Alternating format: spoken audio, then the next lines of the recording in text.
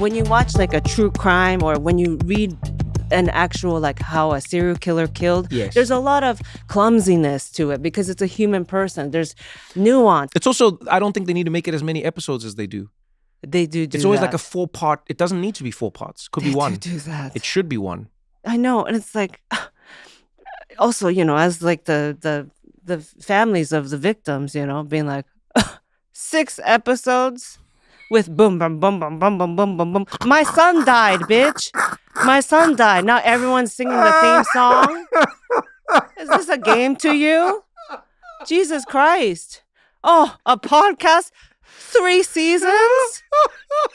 What about my son died? Do you not understand, right? Jesus Christ. This is why I'm not a mother. I would stop every podcast. Oh, wow. You know? This is humanity you're playing with. You know? And then they make the narrative version of it. Who's gonna play Brian, the killer? Oh, wow.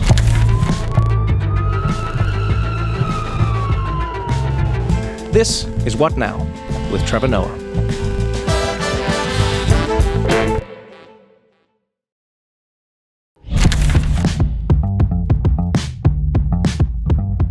Were you doing shows? Yeah, I was doing shows, and then, you know, so with the connecting, and then, you know, TSA agents being tired already. Man. And then today's the day ICE agents are coming in to work as TSA agents. You know, I don't know. Actually, I wonder what this is like for you, what your perspective on this is. I'm like, hurry, record. He's having a good thought. It was a trap. I was sent in to trap you into having this. We all wanted to hear your thoughts on TSA. I got sent in. You sent in to trap me. Yes, that's right. Yeah. They said, get the good stuff out of Trevor. I said, don't worry, I got it. I'll just act tired. Oh, I have 3 drinks. Ha ha ha. Nice shirt, nice shirt. Okay, now that we're here, Trevor. Them agents coming in.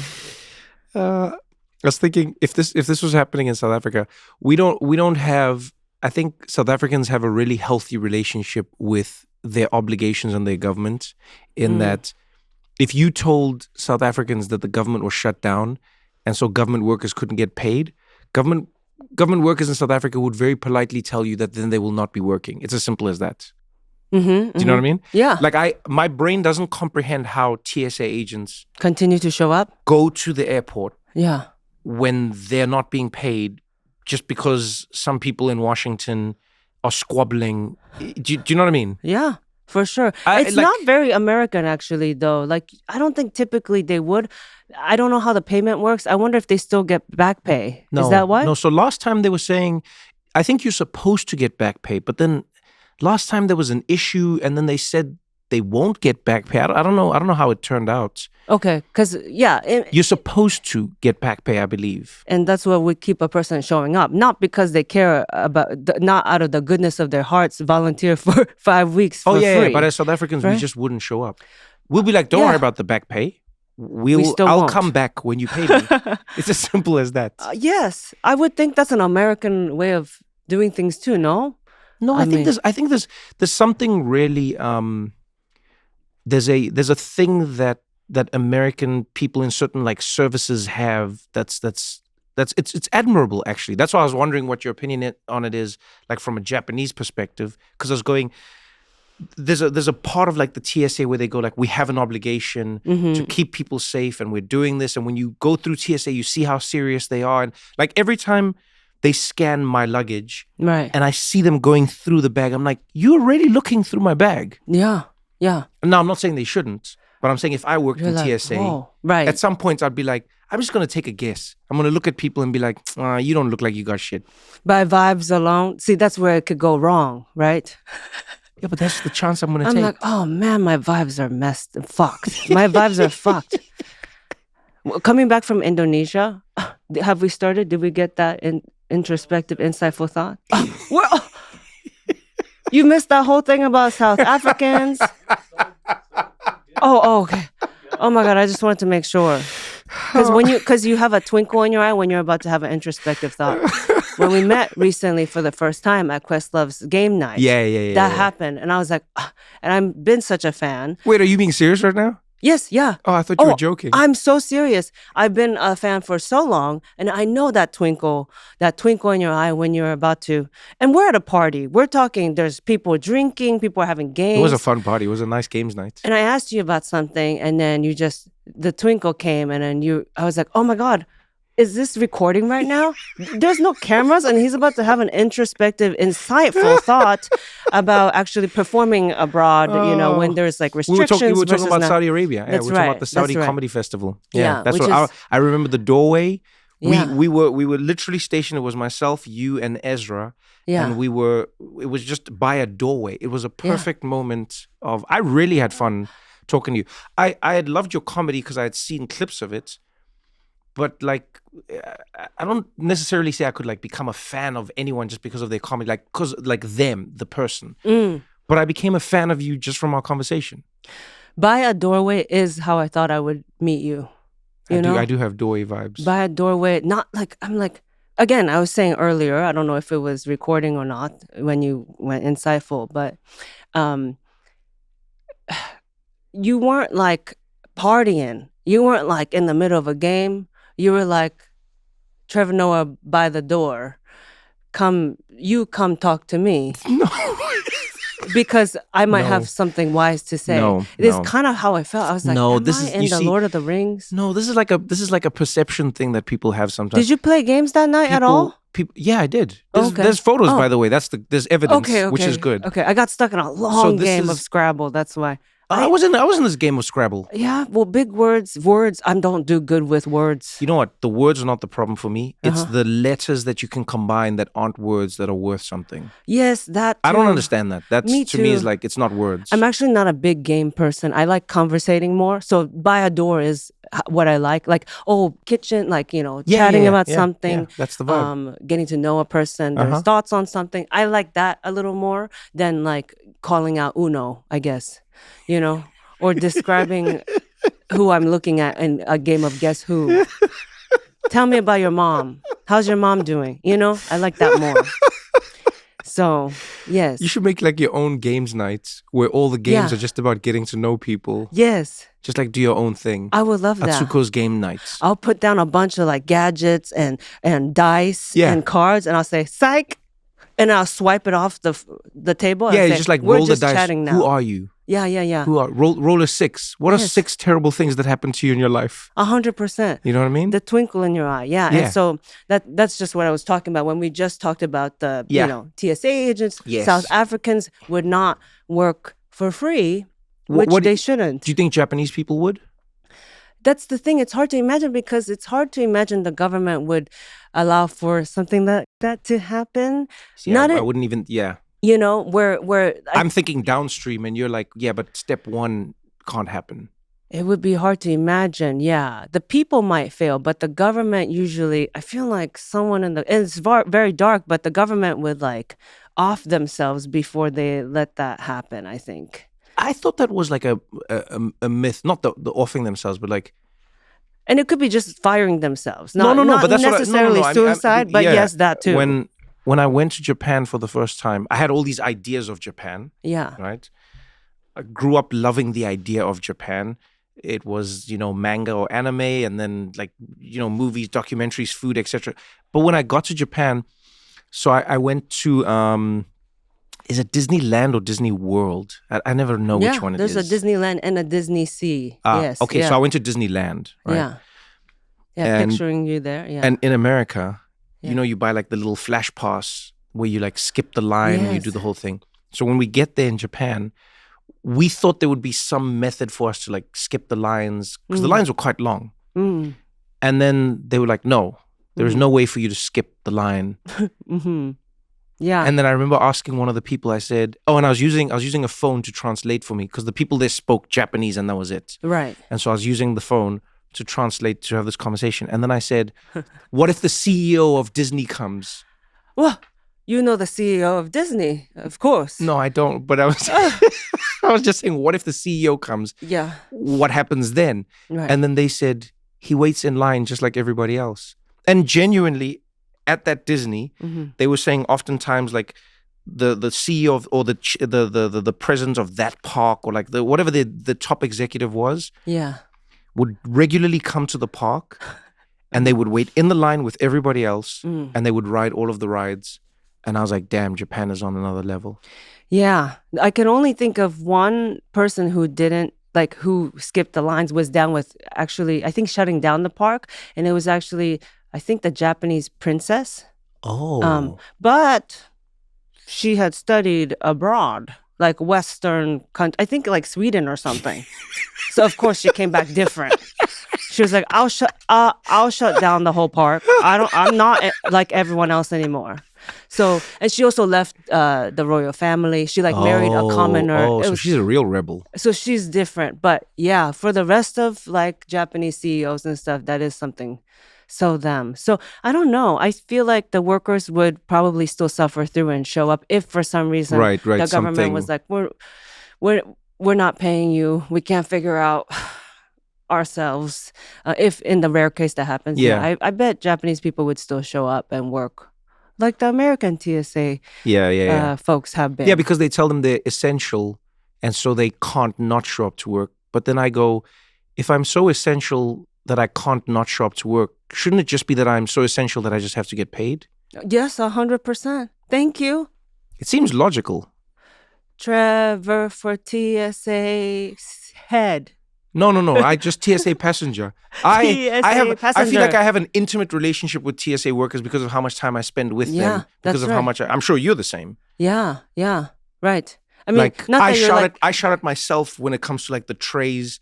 Sometimes I get there, and then I'll literally shout out the thing that they were going to shout out to just make them feel like somebody's on the same page. You know you're what I mean? Like laptops out. You're like that. If they've got the new machines, like I think they're like the anal logic machines. Very weird name, but that's the anal logic. Yeah, that's what it's called. Okay. Next time you go through the airport, look at them. There's a big round, it's a white tube. Yeah, and it says anal logic on the side. Okay, I didn't see that part, but I did.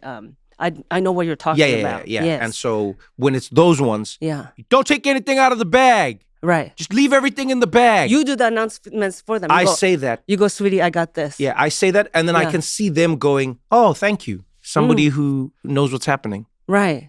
Yeah, just you're like a little bit of the load off. Are they like, hey? You're like, hey, Matt. Yeah, no, I do know. Shift. Yeah, I do know a bunch of like I'll see when somebody has switched. Sometimes they're on touchless ID. Sometimes they've moved them to the actual machine. Sometimes they switch over to like searching the bag. Sometimes and I'll be like, oh, you're doing this today, and they're like, oh yeah, you were here. Yeah, and then sweetie, you need a rest. You know them by name, and when they're doing touchless or not. Someone, please, just. Pay Trevor enough finally so that he could just stay home for a couple of weeks. Wow. Can you stay home? I cannot. I have a mom and grandma that, I'm trying to finally help, pay for and keep afloat. Yeah. Yes. Tell me your story, like because I know like just little slices of it, but like where does your journey begin? We're also so far. What do you mean? Like from each other physically. We're not far at all. When we hang out, But well, normally there's a doorway between us, so it helps. There's a doorway, yeah. But this is, Anyway, I just wanted to acknowledge the physical distance, but the emotional distance is nothing. Oh my God! I mean, we're basically the same. You're the TSA agent to my Trevor. Well, thank you. English isn't my first language, but you're the TSA agent. Like, you know what I mean? We're close like that. Yeah, I appreciate that. What's up, Trevor? I appreciate that. Yeah. But laptops out of bags. Oh, you do that well. Thank you. You see, I like that.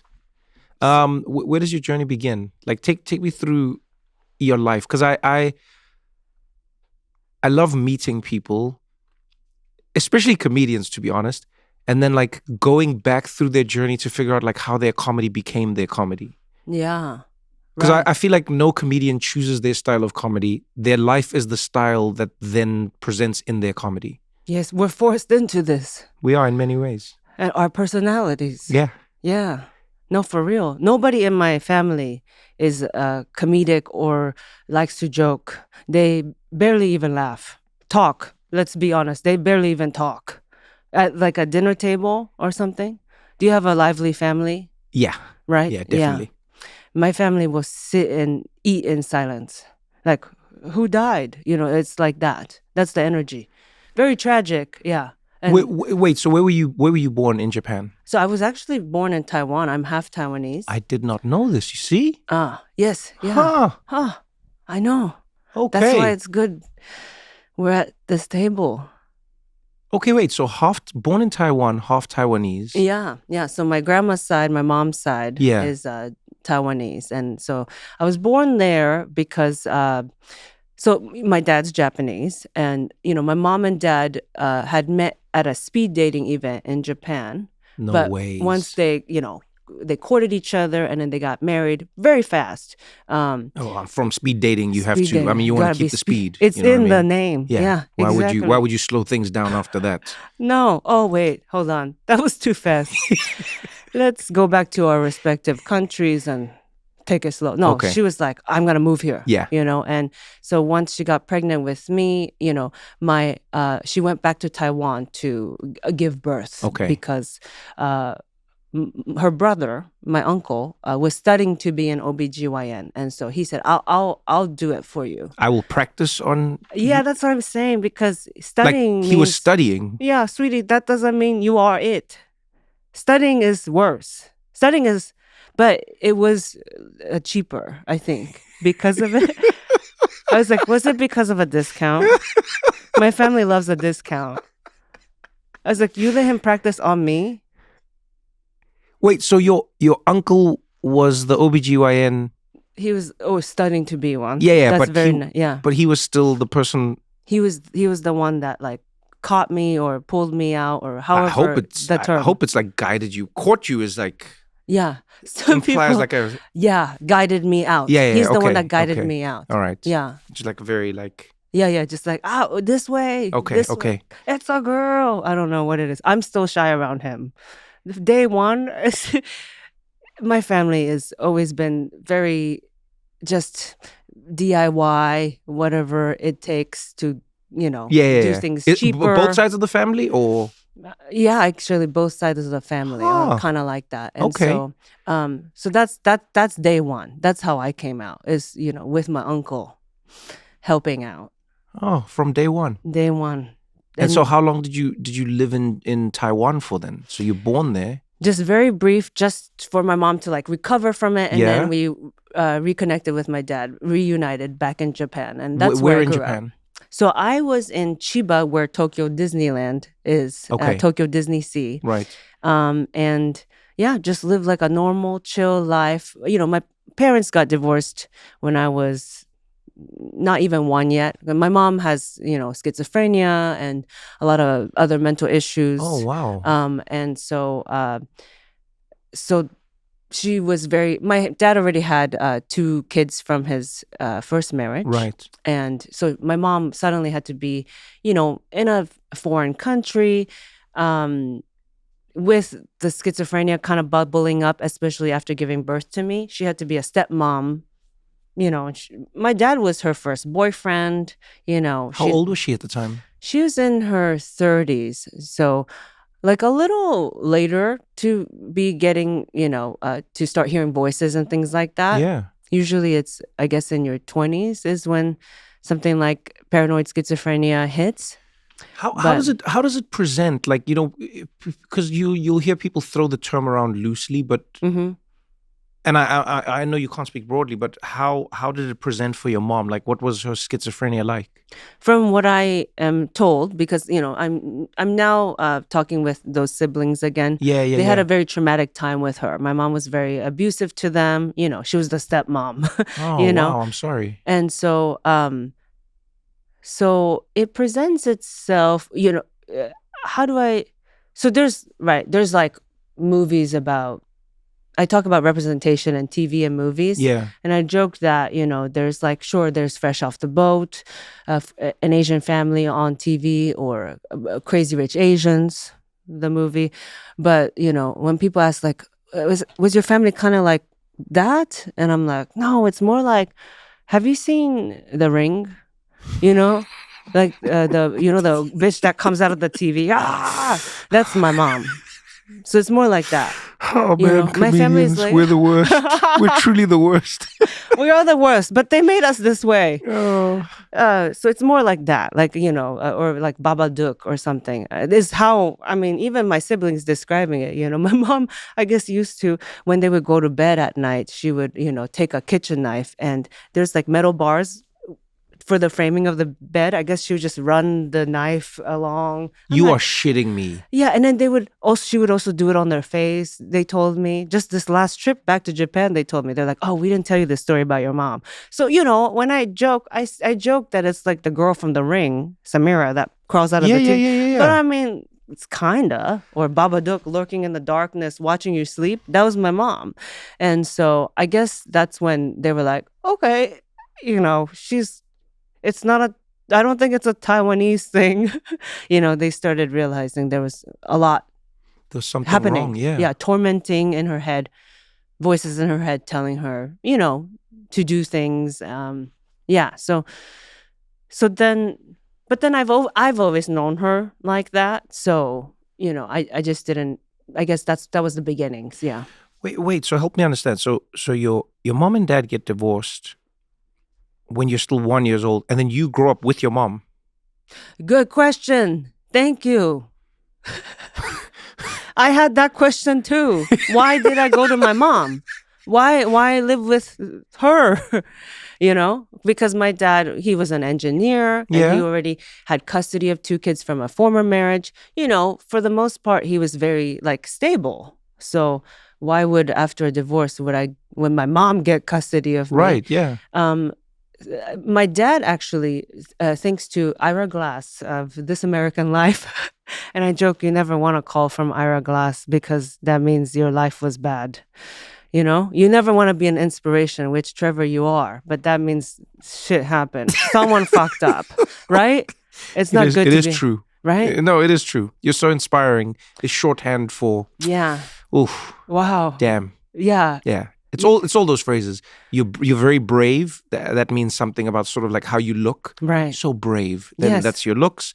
And then you're an inspiration. Yeah. It means Have you ever been told you're brave? I've never been told I'm brave, but I've definitely been told I'm an inspiration. He's a model. I've never been told. No, I just got not brave enough. Right. Yeah. But an inspiration, of course. An inspiration, of course. Of course. Yeah. You know who's not an inspiration? Martin Smith. You know who that is? No. Exactly. We've never heard of him because he's just living a regular life, parents still together, maybe trust fund. Happy. I'm often torn about whether or not I would want that for myself. We're just just chill. Well, yeah, like so No laws keeping your parents apart. Yeah, like I just think of I think there's a world where somebody grows up and everything is the way it is meant to be for the most part. Mm-hmm. Their life doesn't involve anything particularly crazy. Like, let's put it this way: like, no one would read their book. Is the way I would put it. No, yeah, that's what I said. We don't know Martin. Never heard of him. But I go, those people are. Honestly, I think they're sort of like better for society for the most part because I think they don't exist in extreme land. Mm-hmm. But they're also not the people who write the greatest symphonies, and they're not the people who make the greatest movies, and they're not the people who invent things, and sometimes they do actually. Sometimes they're the ones that get to tell stories too. I don't know. No, I don't know. I think. Look, I think everyone can do something. But there is a common thread that you'll find with genius in particular, right? Mm-hmm. Which I don't even, I think I'm too sane to be genius, thankfully. Mm-hmm.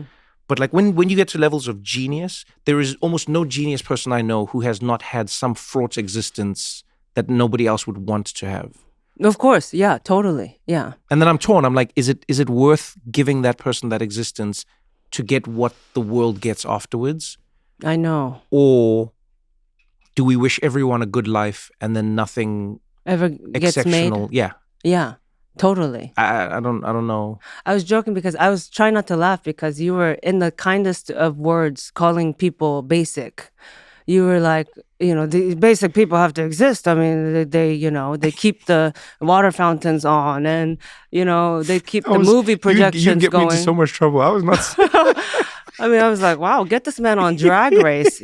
This is a read. No, I'm not saying. And I was joking that, sometimes basic people do get to make movies and TV. And that's why some of them kind of, they don't want to take risks sometimes with storytelling. So it's like, oh, why this movie again? It's like, oh, another basic person.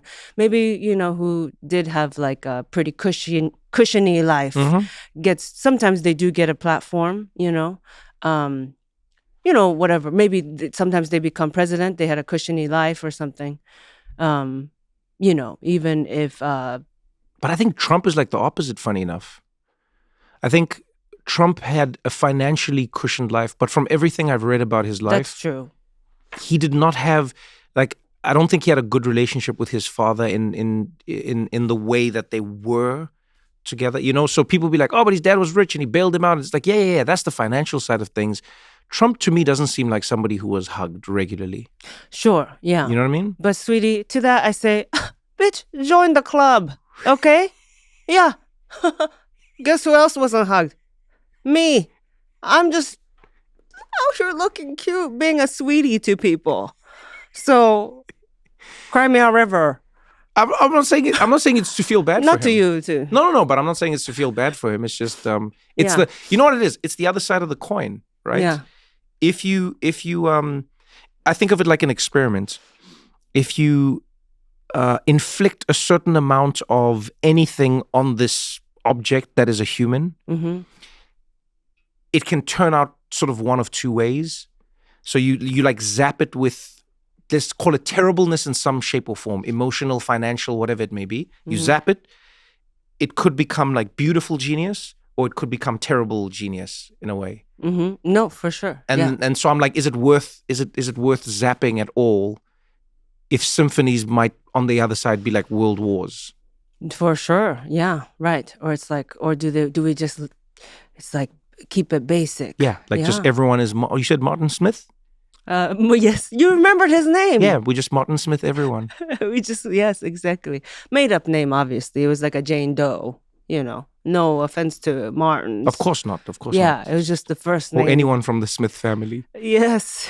It's kind of my go-to. I think when I was learning English, Smith was like the example name in sentences or something. How old were you when you learned English? I was 8. I started at 8, yeah.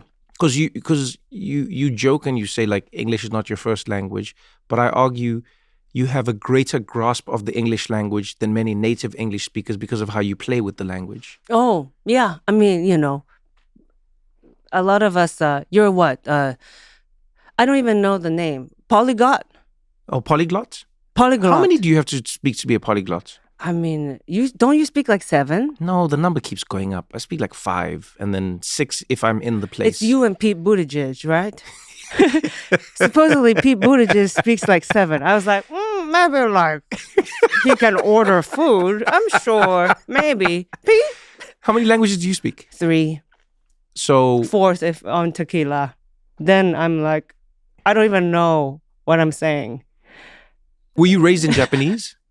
I was raised in Japanese. And then when I came to the States, because the Taiwanese side took me. Yeah. Oh, so my dad had full custody of me in Japan. And then my grandma took me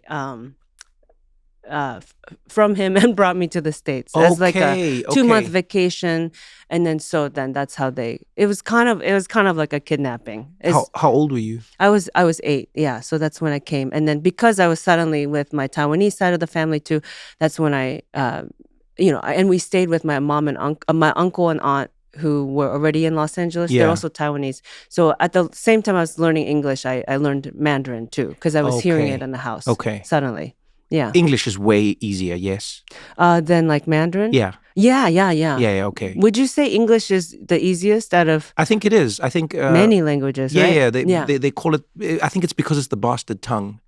Bastard tongue? Yes. So English formal term? I actually think a few scholars call it that. Yes. Oh, yeah? They call it the bastard tongue because English is a combination of every language. Like anal technology thing? Oh, anal logic. Like anal logic, same. Yeah, okay. that's I've seen. Yeah. That I've seen on the machine. This is not a thing I'm making up. No, yeah. When you're in the airport next time, yeah. look at the machines. Yes. And if it's the new round ones, it says anal logic on the side. Okay. No, yeah, okay. I believe you. Yeah. That is 100% true. Yes, yeah.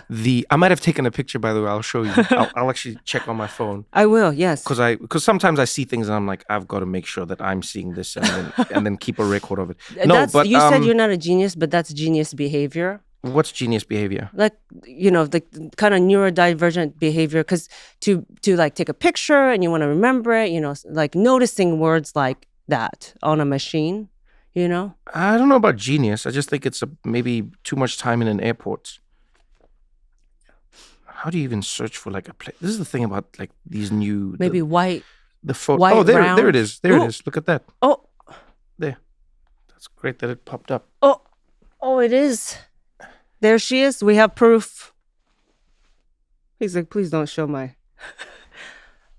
Thank you. Thank you for that. No, I believed you before you... No, but I just wanted you to see it. Right, yeah. You know what I mean? Yeah. It's the same way like the disciples believed that Jesus was back, but when they saw him, then they're like, oh man, this shit is real. We're going to write it down. Yeah, now we got to write. Before we're just going to talk about it. Yeah. Now we're going to write this shit down. I don't know about the writing down. I used to go to church sometimes. Now, with a mom with schizophrenia. Yeah. I'm like, oh man, what if like, who are we listening to?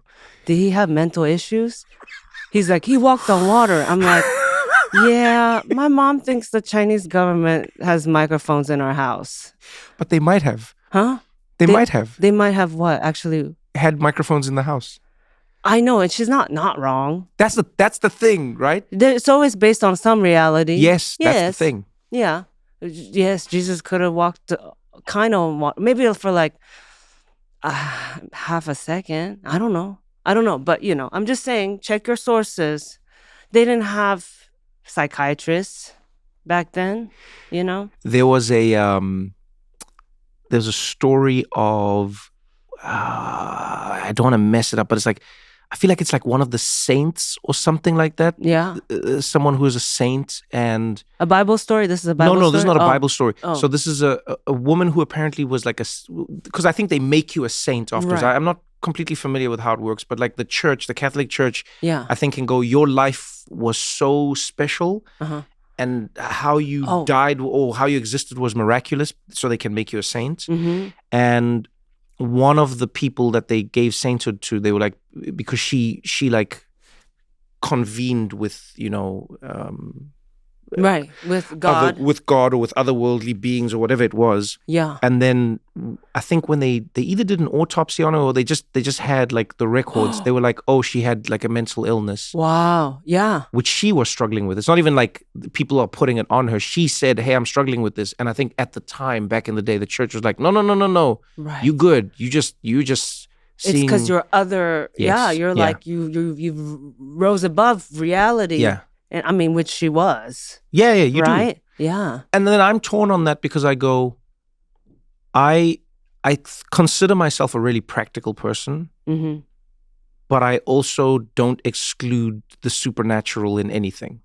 Sure. Yeah, of course. Yeah. So I never believe that nothing is possible. But then I don't know how you find like when is somebody not experiencing something and when are they? Because I've seen some things in my life where I go, how did this person do that, or how did they know that, or how did they like feel miracles? That? Yeah, or like versions of it, Yeah. Sometimes you have you ever seen like when some of those like psychics?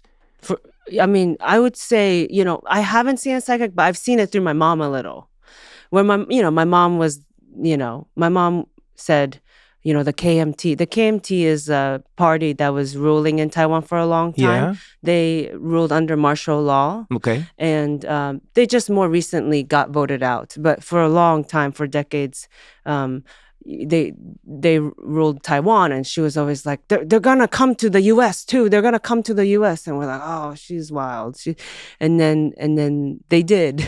And there was like a shooting at a Taiwanese church, where it was because the KMT party lost the election, and so someone from that party was mad and shot up that church. Anyway, like down the street from where my mom lives in LA. So not like psychic stuff, but it's based in reality. Yeah, so, like premonition-ish vibes. yeah, and there's history, so to go off of, and the news. So, yeah, I don't know, but are you a psychic person? You see psychics? No. Oh. I don't believe in it. Oh, yeah. That's what I'm saying. Mm-hmm. But I've seen some things where I go, should I believe in some of it? Oh, sure. Yeah. But I don't believe in it. What have you seen? There's this one on YouTube that I bumped into called oh man, what is it? It's like a psychic he rides around in like an Uber type thing. Oh, okay. Picks up passengers. Whoa. Okay. And then asks them, do you mind? I'm a psychic. This is what I do. Do you mind if I read you or whatever? Wow. And then you see the passengers. At first I was like, oh, this is all fake, because I was like, whatever. I don't believe anything I see like on a show. Yeah. And then there were a few passengers where I was like, oh man, this person's not acting. Mm-hmm. And you see the guy in the show is like driving around, and then he's like, yeah, I'm getting a message from an older woman. Is this or whatever? And then he gets really specific, and then the passenger starts crying. Oh my gosh. Yeah. Right. I still don't know. And I've spoken to people who worked on that production. Uh-huh. And I was like, yo, come on, level with me. Come on. Right. And then they were like, look, either this person is supremely skilled at being a con man, or he has some ability and we cannot figure it out, but we've seen it with our own eyes and we don't know how it works. Right. Because some of it could be like kind of magic tricks, mentalist stuff. Yeah. Yeah. Right. It's like, who knows, some clues that they picked up that. Yeah. And then maybe there's something in you. I don't know. That's why I say right. I am 95% sure that all of it is bullshit, but I leave 5% for myself just to be, Sure, yeah. In everything in life, I don't think you should be 100% certain. No, yeah. And in fact, I'm doubtful most times. But I will walk into a place. Yeah. Like you just described, you're like, it's an Uber driver, He picks you up and then goes, can I ask, what is it? How does he start it? He goes like, do you mind if I read you, if I. Cancel ride. That's what, cancel ride. Thank you so much, sir. I don't have time. Are you filming this? Is this for your content? Goodbye, mister. That's when I would leave. I already doubted him right there. I said, I'm trying to get to a meeting. I'm trying to see my mother in the hospital. What are you going to do? Read me? Yes, I can't believe. So that's the stuff. That's what you watch. You watch things like that. I watch everything. You're an ever curious person. Yeah, I watch everything. That's why I was like, ice cream is your vice, of course. It can't be anything that really hinders all that thinking and curiosity. I don't think that's true. Right? I think I just went through, like, alcohol has like faded in my life. Only right, you're sober. Yeah. What do you mean I'm sober? Are you sober? Or like you don't drink alcohol? Sober means you used to be an alcoholic, right? Oh, I think you just don't drink. No, I don't think so. Yeah, but if you're sober, it means you were drunk most of the time. I think that's how it works. Right? I think so. Is that the connotation? Yeah, I think if somebody says I'm sober now, it means that they were struggling with alcohol. Oh, I didn't know that. Yeah. I think so. I'm not. I just was like, I've heard people also who never drank be like, I'm sober too. Oh, I don't think no. Yeah. Then you should just be like, I don't drink. Okay, I see. Okay, so you don't drink? Yeah, I don't drink. Okay, got it. Yeah. But I used to drink, casually, and you know what I mean. But now I just don't find there are few other than the social ice cream. Other than the social lubricant. Yeah, there are very few pluses to alcohol for me. Okay, yeah, right. Like very few. Like how you feel the next day, your body, your like I'm just like, right. The social lubricant's great. How's and then ice cream? You're good the next day? Yeah, too good the next day. Too good? Yeah. How much ice cream are you eating in a sitting? Like a pint? How much ice cream do you have? How much is it really like that? How much ice cream do you have? And you don't feel bad the next day? I feel bad from like a society level. So I'll be like, yeah, the same way I feel bad if I wake up like after midday. I'm like, oh, I shouldn't have done that. Oh, you mean guilt? Yeah. Oh, sweetie. People keep telling me there's only 15 years left or something on Earth. Is that true? Again, who tells you this? Oh. Which Ubers are you in? Right? I don't know. It's 15 years left on Earth? Or like, I know that's not technically, Yeah. but like 15 years of like where it's like too late to save certain things or Oh, something like that. yeah. Yes, there's certain clocks. I mean, I even saw the other day that the sea level has risen more than people thought. Right. And it's so affected. You're just like trying to eat ice cream as fast as you can before before the water hits your neck, and you're like, hurry! This is Trevor. At the end of the world, the water's rising, right? And you're like, bitch, how much ice cream do you have? You know when they're in the room and the water's... Yeah, you're still like, more. My last breath will be the ice cream. Like my final... Yeah. No, but guess what? Well, you know what you won't be feeling? Guilt. That's what I'm saying. So you wake up, and the only bad thing you feel is guilt, which I don't think even I'll feel guilty because I'll go, you shouldn't have eaten that much ice cream, Trevor. Because society? Yeah, because of like I think it's there are a few places you can walk into and say you ate a pint of ice cream and people go, wow, look at you. Nobody should judge. Nobody judge my son, Trevor. What are your vices? What's your middle name? What's your middle name? Cliff. Trevor Cliff Noah. What are your vices? It's the classics, all the stuff like soldiers do. So like a classic, not you're like, whoa, it's just alcohol honestly now, and like weed. Okay. Yeah. I'm very treat based, so I like to have a drink every night. What's your drink of choice? I like to have tequila. It's straight tequila. Yeah, very on happy, the rocks? happy. Mm-hmm. What's your do you have like a go-to? Is like a good one that you recommend? What is it, like a Casa Dragones or like a? I'm not even picky like that. Oh, I just really? want to feel like I did good today. I just want to feel that that it's a little burn, right? Because it's hard liquor, burn. So I like that feeling, and then I like feeling like a little buzzy, okay, giggling, laughing, so that's what I do. I like sweets too. My first job after I got a green card was at an ice cream parlor. Which ice cream parlor? Do you know Cold Stone Creamery? Of course I know Cold Stone Creamery. Of course you do. Why did I doubt your ice cream knowledge? What's your favorite flavor?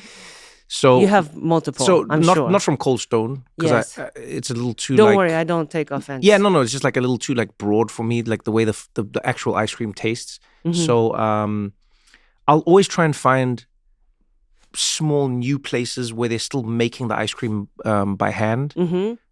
Once it gets commercial, you start to taste it. Sure, that's okay. So that's you know what I mean. So very specific, yeah. Yeah. So flavor wise, I judge a place by their vanilla. Oh, okay. And then I explore from there. Oh, okay. One of my favorite flavors actually is durian. Oh, fun! Yeah, durian's real good. Yeah. And then I love my friends trying to have some of it and not being able to. Right. You're like, haha, won't be sharing. Yeah, there's no sharing of durian. Durian. Yeah, I know. Durian, very specific flavor. Durian is only for you. Yes, it is. It is only for you. It's like me, and maybe if Ronnie Chang comes over, he'll have my durian ice cream. Right, of course, yeah. And he likes durian too. Yeah, durian, Ronnie loves durian. Not to, I didn't want to assume. No. Ronnie loves durian. Malaysia. Yeah. And, but that's very specific. It's not flavors you can get all the time. When you're touring. I think I do that on purpose. Okay. Oh, to cut yourself off. If I just like all ice cream flavors, then then now I'll tell too you. Easy. I'll tell you too where I learned access. this the hard way.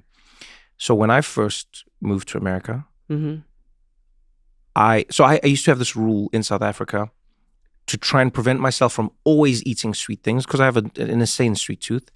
I would say if I come across an apple pie, I'm allowed to eat it. Oh. So no matter where it is, if there's an apple pie, if there's an apple pie on the menu, if there's an apple pie at a place I'm going to, I can eat it. And this was my way of preventing myself from overeating sweet things. Yeah. Because in South Africa, you don't just bump into an apple pie. Right. I came to America, I had the same rule. I didn't know American apple pie was just, you know what I mean? Right. So every place I would go to. You were like, surely it's not a stereotype that everywhere has apple pie. And we were like, ha ha. I promise you, I didn't think that. And then I would get to places and I'll be like, they go, would you like some dessert? And I'll be like, oh, let me see what you have. Oh, apple pie. Right. And every place I went to. Wow. And then at some point I was like, oh, I think there's just apple pie everywhere. You know who you were like? You were like Morgan Spurlock. Do you remember him? So he did a he did a movie called the fries Supersize Me. And the rule was I go to McDonald's every day, 3 times a day for the meals. And if they ask, would you like to supersize that? I say I yes. have to say yes. And that's how he got, by the end of the month, he did this for a month. He got like diabetes and all kinds of other health issues or whatever. It's like that rule that you created for, yourself. I basically did, yeah. You were like, okay, I'll eat apple pie if there is one. Okay. Yeah. So why tequila of all the drinks? What is it about tequila?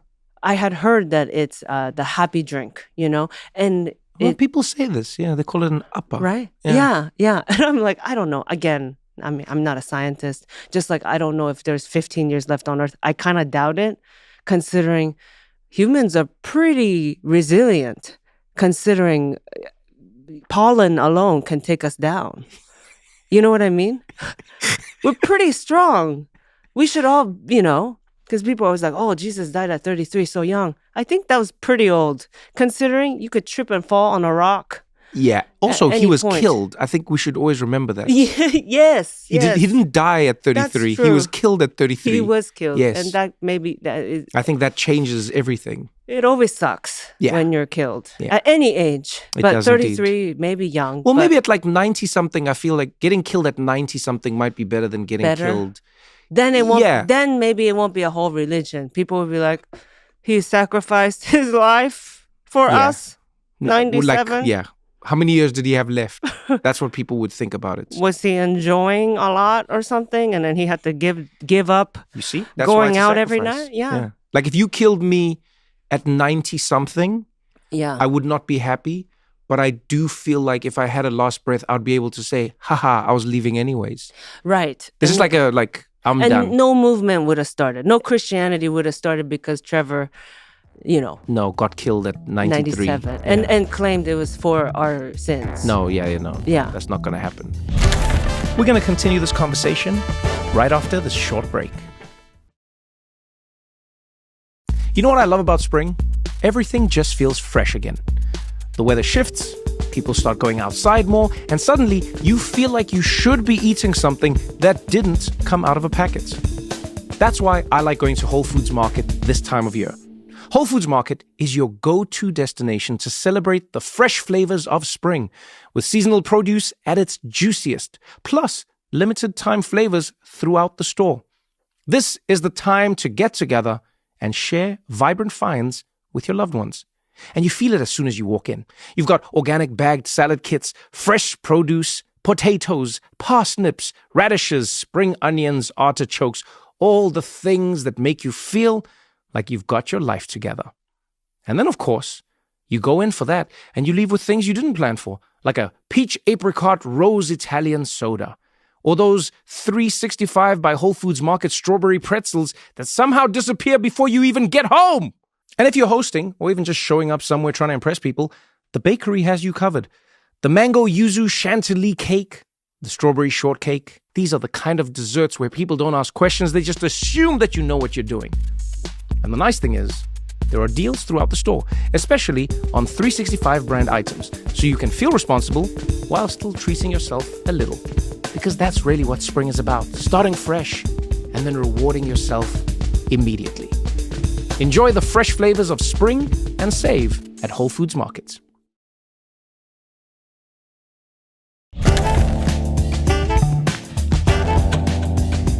Right. Were you very religious growing up? I was Christian when I came to the States. It all happens here. No, but wait, isn't Christianity very big in Taiwan, or am I not? Maybe. Am I misinformed? Well, that's I didn't. My grandma didn't practice anything. It was my uncle, her son, also Taiwanese. He did become Christian in Taiwan, so that is interesting. Yeah. He's the one that brought Christianity into our lives. Okay. Because he's the one who we stayed with when we moved to the States. Okay. And so So you're 8 years old. You're learning Mandarin, English, and Christianity. my mind is confused. I said, I thought this was a 2-month vacation. Why am I no longer living with dad in Japan? Why? And then 2 months turned into 3 months, Yeah. and then it turned into, it's been 20 something years. So Oh wait, it just went on. yeah, and then so we were undocumented when we first got here because my grandma didn't, there was no paperwork done. So suddenly, and I didn't even know, what being undocumented meant. I thought, oh, we flew here, so we're allowed to be here. I just thought every human should, wherever they end up, they're allowed to be. Right. Because I'm 8. I don't know immigration law. That would be, if I did, I would be a genius.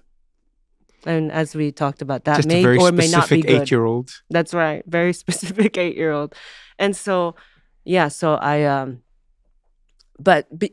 so I was undocumented, learning 2 new languages, and also being brought to a Chinese Baptist church, where my uncle was the choir director at. Wow. Yeah. Yeah. And I said, and what's this? They said, well, you want friends, right? I said, yes. Well, you like free food? We're like, yes. We do free lunch after service every Sunday. It was just a way of building community and friends really fast. That's how, Yeah, it's the biggest thing I miss about church, to be honest. Yeah. I think it's the biggest thing society misses about church. Free food? Yeah, Sorry. all of it. No, really. Oh, really. yeah. Yeah, I genuinely think about it. And I've spoken about it before, but I go, we take for granted how much we lost when people sort of shifted away from religion, but not the religion side, the church side. Mm-hmm. Because it was that. Kids would get these free meals after church services. Mm-hmm. There'd be clothes that you could sometimes just go and collect, from a bin that everyone would contribute to. Yeah. There's people giving jobs. There's people finding love. It was. Imagine you've come from another country. You've come from another city, wherever it is, and you're all just welcome because of this book that tells your story. I think it's beautiful, and it's sad that we lost and are continuing to lose so much of it. That part specifically. Yeah. Yeah. I mean. I think, other like community centers try to do that too, without but the not religious with part. Yeah. They don't.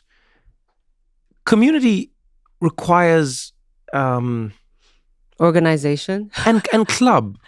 Oh, sure. Like when you go to a community center, the only thing that's sort of bringing you there is the fact that it's like, oh, we're all struggling. Yeah. But when you go to a church, there's a vibe. Yes, a lot of it is we're all struggling. That part's disguised. Yeah, but there's a vibe of like, we learn the same songs and we learn the same prayers, and it starts to build. It stitches you together. When did you stop going? When did I stop going? I probably stopped going to church when it was like my early 20s. Oh, you went for a long pretty time. much my whole life. Oh yeah. And you just stopped? Was it when you were doing comedy? Yeah, and then like people started like asking for selfies, and then I was like, it felt weird being in church and having that. Oh, okay. So it was like, and then also it disturbed my mom's church going experience. She didn't say this, but I didn't like, because my mom's very religious. Mm-hmm. I didn't like how it would disrupt like the service for her. Oh, I see. Okay. So I was just like, I can chill. Okay. So you just probably don't. So you don't go to a lot of group things in general anymore. No, I met you at games night. Right. I mean, I guess like a community public thing. Yeah, it depends. It depends. Sometimes. Yeah. You know why? Because sometimes my presence can be misconstrued. What's misconstrued mean? One day I was this was in New York. Okay. But wait, sorry. What's misconstrued mean? Oh, the word itself. Yeah, I don't know what it means. Misconstrued means to misinterpret something, to take something and misinterpret how it's supposed to be, or how you process it yourself. So, okay. So somebody says to you, "Ooh, that's a nice dress." Mm-hmm. That could be misconstrued as flirting. Oh, okay. You know what I mean? Okay. Because you go like, the person was flirting with me, and they're like, no, I wasn't flirting with you. Yeah, you could have misconstrued it. Yeah. Okay. Yeah. So when you go to a place, it can be sometimes it can be misinterpreted because they. So the one example that comes to mind. Yeah. We're in New York visiting like friends in Harlem. And so we just like go for a walk. And then on this one day, he's like, yo, let's go to this park. There's an event taking place. I think they were celebrating, I think it was Jackie Robinson that they were celebrating or something. But he was like, let's just go to the park. And my friends are all, let's go. So we roll up there. And there's local politicians giving like speeches because it's Jackie Robinson and, this whole thing. And and then someone sees me and comes running up and goes like, oh, Mr. Noah. Oh, I didn't know you were here. So, sorry. Wait. And they're like, oh, and then like, oh, Trevor Noah's here. You're going to say a few words. And I was like, no, I'm not going to say a few words. I have nothing. And then people were like, but then what are you doing here? Right. Just hanging out? No, come on. Here's a mic. You and the mic are tight. Yeah. And I was like, no, I literally was just walking. Right. And then people genuinely didn't believe me. They're like, oh, please, you're just walking around and hard. Right. You're here to make a speech about Jackie Robinson. Trevor, that's the vibe you give, is that you're going to give a speech. I need to change this. You have a You know what I need to do? I need to start drinking. That's what I need. Maybe it's because I don't drink. I give off ice cream vibes. They're like, him, feeling good from the night before. It's just ice cream. So he's ready. Durian. So at what point, so you growing up in LA and you stayed there your whole life? Yes. Yeah. I love New York vibes. So if you don't mind me asking, wait. Yeah. So your accent didn't shift? From before? Yeah, probably. Because most kids lose their accents if they come like at that age. Yeah. You mean like a Japanese accent? Yeah. Do you think I have an accent? You definitely. Yeah, I do? Yeah. Okay, yeah. I don't know what... Some people are like, I think it's a California accent. Who are these people? I don't know. The same people that told me we have 15 years left to live. My mother's 7 voices. No, I guess it didn't. I mean, I'm sure it was thicker back then. I don't really remember what I sound like when I was a kid. You don't have videos or anything? No, we lived in a garage. We barely had anything. So. Did you actually live in a garage? We lived in my uncle and aunt's garage. Yeah. And then, which was also illegal, but I mean, it's life. What are rules? Yeah. And so I guess I just stayed in LA. And then I do have like a laid back vibe. So I think I'm very Californian. I consider myself very, like, I feel in your vibe. Like Southern California vibes. Cool. Okay. Yeah. But who knows? This could have naturally been me too if I even stayed in Japan. Who knows? But New York energy is what I'm really drawn to. I love chaos energy. Yeah, I love lights. I love sounds. My dream would be live at Times Square. I'm unwell. Are you okay? Come back. Trevor, come back. No, I was just thinking that might be just like a Japanese side of you. Could be. Because when I'm in Japan, it feels like all of it is Times Square. Do you like it or no? I love it because I'm visiting it. Yes. Oh, yeah. So like when I'm in Tokyo, it really feels like it's all Times Square. Mm-hmm. And then when you go to Kyoto, it's like, no, it's the antitheses of everything Times Square. It's just bicycles and silence. Right. Yeah. And so it's true. It's you a like little the Japan. The chaos and the... Yeah, just, it's either that or me and my thoughts.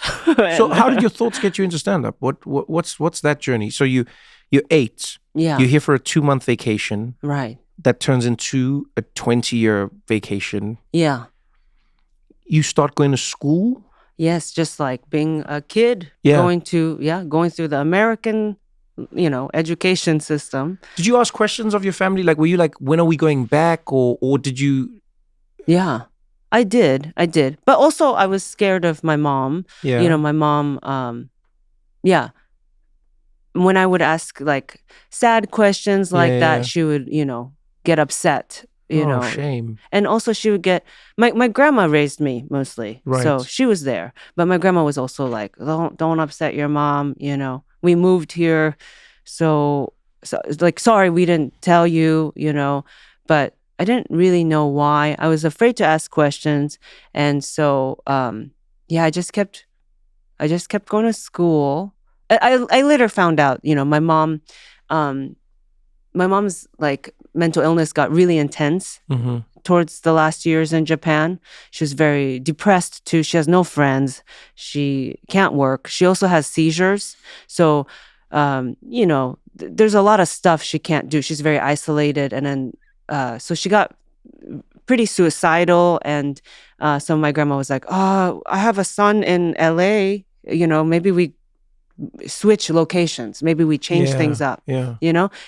Go to a place with more family support. Mm-hmm. There's an uncle and aunt. He said we could stay with them. So, I found out that's why we ended up in LA. But yeah, so after I did that, oh gosh, it was like then when I was 19, I was with my second boyfriend who told me that I was funny. And he's like, you should try stand-up. And I was like, stand-up? Isn't that only for aren't all the... I thought at the time there's only 10 stand-ups in the world, Do you know what I'm talking about? Yeah, I know what you mean. Right? It's just there's only... Margaret Cho was already a stand-up then. I was like, well, they already have her. What do you mean you could just start stand-up? Did you feel that way in South Africa too? No, I didn't. You didn't? I didn't. Okay. I just was because it was so new there that it felt like anything was possible. Okay. Yeah. I thought here it's just we have a quota and there's only 10 comedians at a time. Yeah. And so, and I liked their work. I watched even, Margaret Cho I watched. What's his name? Robin Williams, and so and then I found out there were stand-up comedy classes, so I decided to take one. How are those? So this one I liked. It was an all-female stand-up comedy class. Yeah. Because I said, okay, how else do I start? Just start showing up at an open mic? Back then, it's an open mic.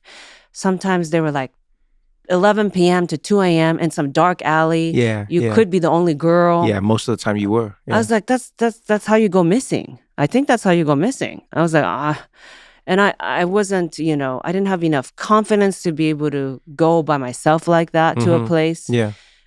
So this all-female stand-up comedy class was actually a really great, supportive way for me to start. Where also I needed deadlines, I'm not good with self-motivation. I haven't been diagnosed, but I think I have ADD. It's hard. I need someone to be there's homework. This is the homework. Come up with a 5-minute set. So it was that's how I started. Oh. Yeah. And was it good from the beginning? What was your first set? Do you remember? Yeah. I remember thinking it was kind of funny. I was like, is there something? You get in front of the class and then the teacher and the other students are there. And I said, is this something? I don't know. My name is Atsuko Okatsuka. I work at a Japanese restaurant and I drive a Toyota.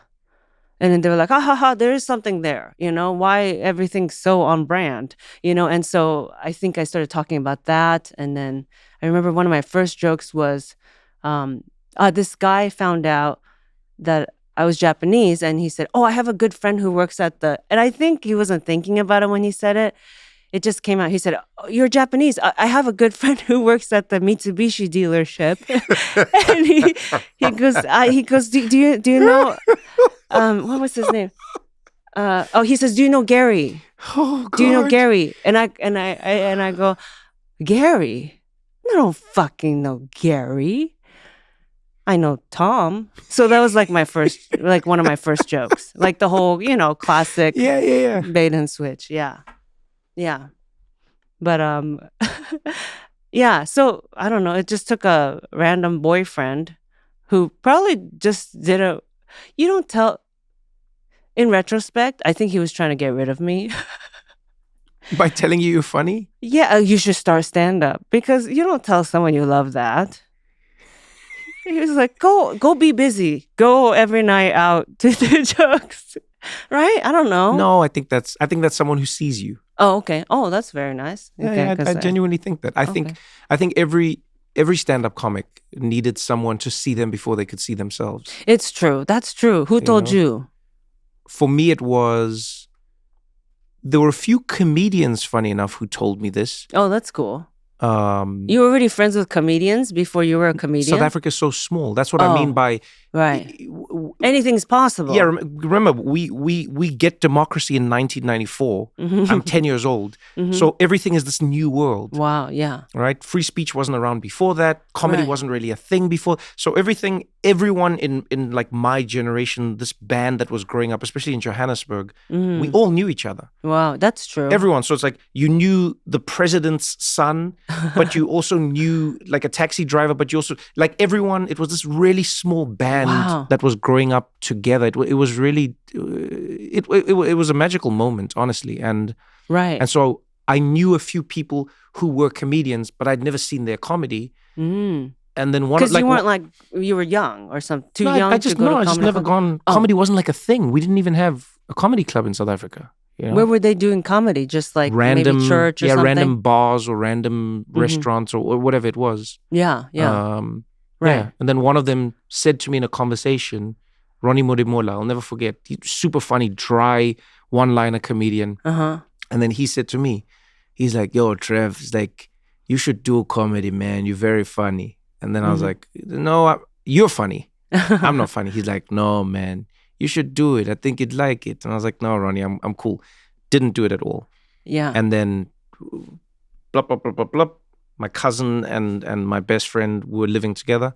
They were like, you're funny. You should do it. And then I did it. You're like, okay, if multiple people think so. Yeah. Right? And they're telling me. They were like, just, so I think sometimes, and it's not just comedy, I think in life, sometimes you need someone to see you before you can see yourself. Yeah, totally. Right. So I think, I don't know, but I think that boyfriend was like for someone to think you are that funny, means they see you. And look, he was right. No, that's true. I don't give him credit for that. And I refuse to. No, I'm just kidding. Obviously, it was good. The relationship itself Give the man his credit. Oh, God. He deserves it for your career. Wow, that's very interesting. I never thought about it. Yeah. That he was the, you never know. Because it was just one person. Like, I don't think anyone else told me I should do stand-up. No one else said you were funny? They did say I was funny. Okay, but no one said like... But to go stand-up, you should do the actual thing, stand-up comedy. And I was like, what? How would I even start? So I got curious. And that's why I looked it up on Craigslist. I found the class on Craigslist. I didn't know how else to look for things back then. I was already very much on that website. Craigslist was great. Yeah. It still is. Yeah, one of the few companies that blew up that hasn't like just been sold to make money. It's still very DIY. No, it really is, but in a good way. And then the founder was like, no, I'm happy with it the way it is. And I think multiple people offered him money to turn it into like a big tech giant type thing. And he was like, no, I like it the way it is. I like how people can find each other and how they can commune or buy things or connect with people. And it's like healthy tech.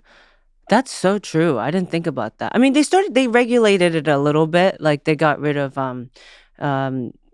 people were hooking up on there. Oh, yeah. But they got rid of that. Yeah. I wonder if it was because of the Craigslist killer, maybe. Oh, that was a thing, wasn't it? Yeah, it was turned into like a whole movie because, there was a killer on there, which naturally probably was going to happen. Accessibility, someone's going to take advantage. Oh, we can't have anything good for ourselves. But you could still buy furniture on there and, Pretty good furniture. Yeah. Worth a few killings, some would say. I mean, I wonder. I'm so lucky. I actually answered some random ad that said, all girls class stand up at my house. Yeah, and I showed up. I fucking showed up. And it wasn't a man with like weird gloves on waiting to do some weird thing. You know what I mean? I was lucky. I love how you worried about the gloves being weird. I was going to say... Just gloves. I like that you're like, no, those are weird gloves. He just does this. This is dangerous. He's got like one extra finger. Oh, he's got the weird gloves. We're in trouble. What kind of gloves, girl? Not the usual gloves. Not the gloves. Oh, man. I could have said axe, but I didn't want to be violent. I decided not to go violent there. So you wanted to go with you wanted to go creepy. Well, yeah, what if he's not violent? He's just the guy that's like, just watch me play with my gloves for hours. And for some reason, those ones are like... Scarier? Yeah. Yeah. That's why, horror films, they have to get so creative these days. Yes. Is it? Do you like horror films? No, I hate them. Me I'm too. Terrified. Yeah. Terrified of them. Yeah. I can't sleep if I watch one. If I have to watch a scary movie because my friends have been like, you got to watch this movie. I'll watch it during the day, bright as possible. Yeah. I don't We have that in common. Okay. Yeah. Yeah, I don't do well with that at all. Yeah. Even if it's like whether it's supernatural or I more don't care. realistic. Yeah. I don't care. So you don't like watch true crime too, right? Listen to No, it. that stuff is just like, not that it's boring to me, but it's boring to me. Oh, okay. And I think, I mean, this is a little, maybe too extreme, but like, if I watch that stuff too much, Mm-hmm. I feel like it'll make me feel like it's possible all the time, and people are doing it all the time, and people are killing each other all the time, and which it's true, but it's not. Like, most of us are not killing each other in society. Yeah. And like, when you watch those true crime documentaries, I think some people get really, they're like, oh, everyone's killing everyone, and I don't know. I'm like, and they're all the same at some point. Yeah, yeah. I wonder, maybe because there's nuance in it. Maybe that's why it's boring, quote unquote, to you. What do you mean? So like in a horror film, Yeah. because it's a story written and it's actors and there's stunts and it's meant to entertain you. Yeah. So the killers are crushing it. You know what I'm saying? Yeah, okay. It's like hit my mark, chopped his head off.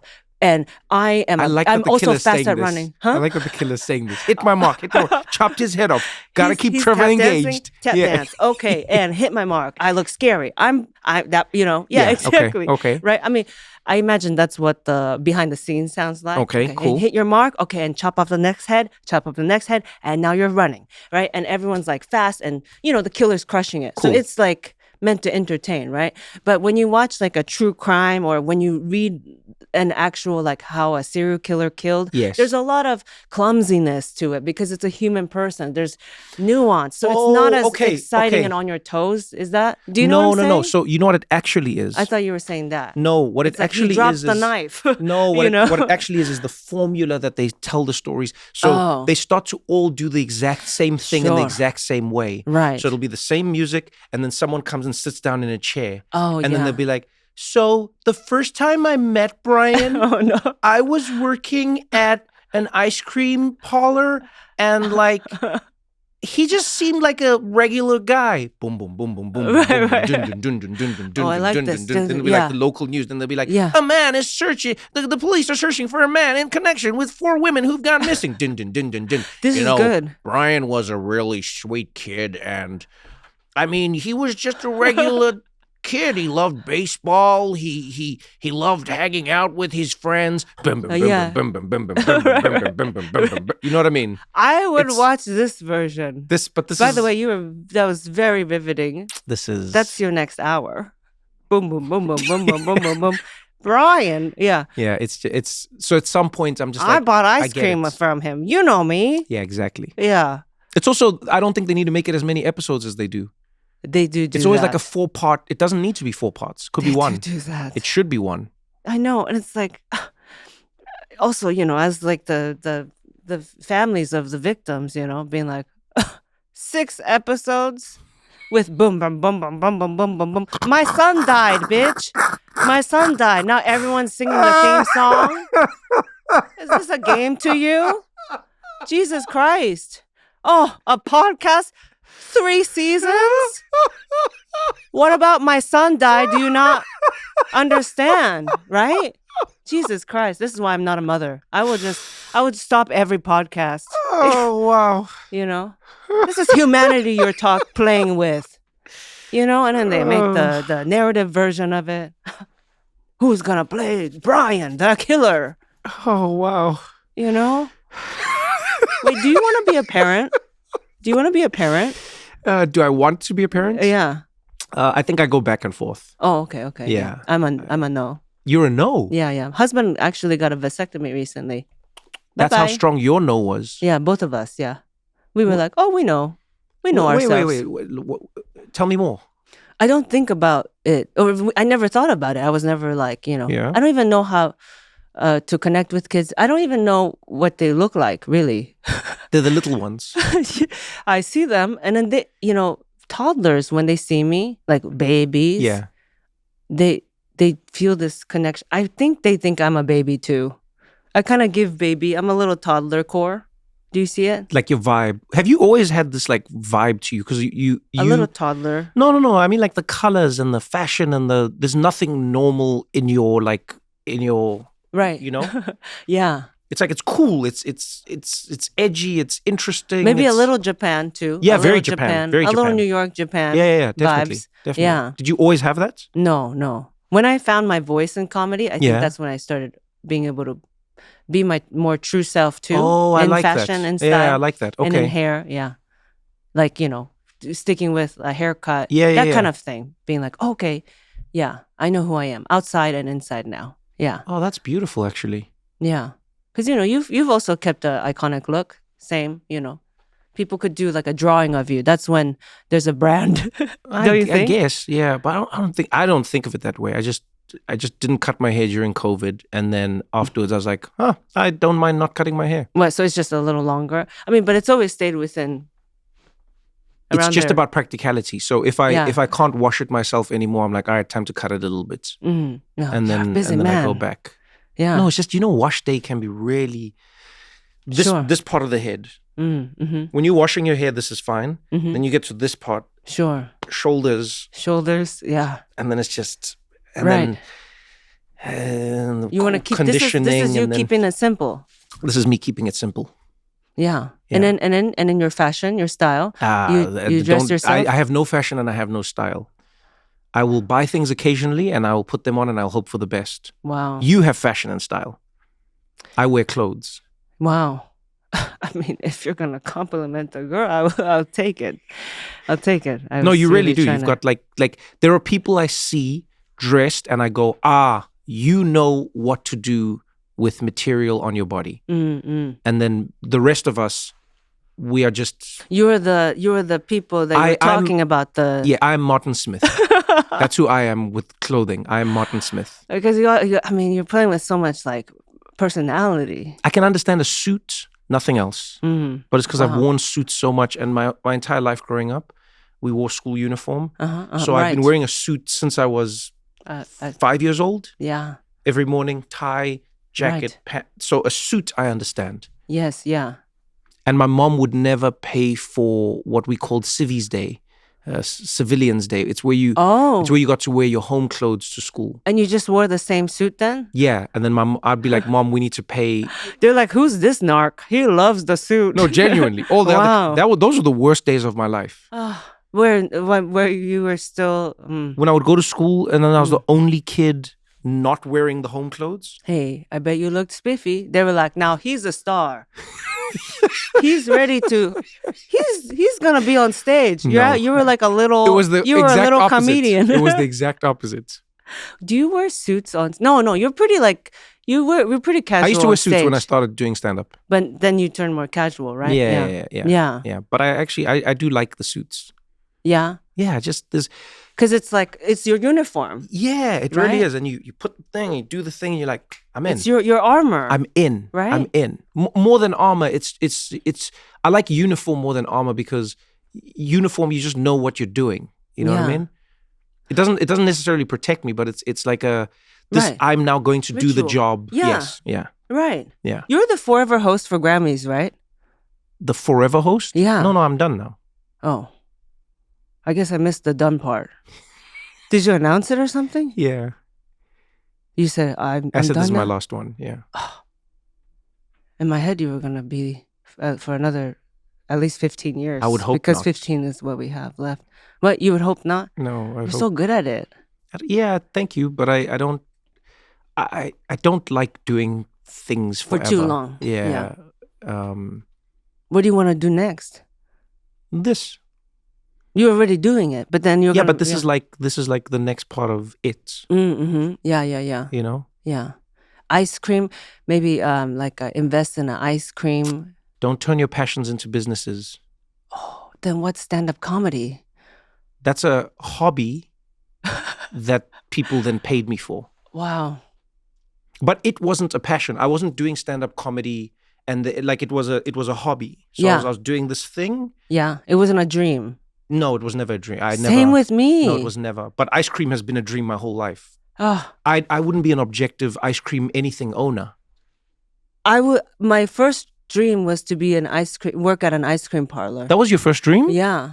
I didn't dare dream big. You too? You wanted to work at an ice cream parlor or just eat ice cream? No, I just wanted to own ice cream. Yeah, big ice cream. You Yeah, wanted just to own big ice just cream. own it all. Yeah. So I just wanted to work at one. I didn't dream as big as you. I just wanted to work at one. And then at age 17, I did. And What was it? Was it good? well, at Cold Stone Creamery. Yeah. So do you know? You know about Cold Stone? I don't know. Not all the stores like follow this protocol, Yeah. but when you get a tip as a worker, you're supposed to sing. You know about that? I did not know this. Oh well, That seems really demeaning. it was. I said, in what world? I already got paid. I got the tip. I did a good job. I have to now do more work. What did you have to sing? Oh my goodness, there were so many. All ice cream pun songs like here, I'll show you. Yeah. So will you tip my jar, please? Okay. Thank you. Thank you. Oh, we got a tip. We got a tip. Cold Stone, you're at Cold Stone. We're a scooper duper family. When you tip the tip jar, we will try to sing in harmony.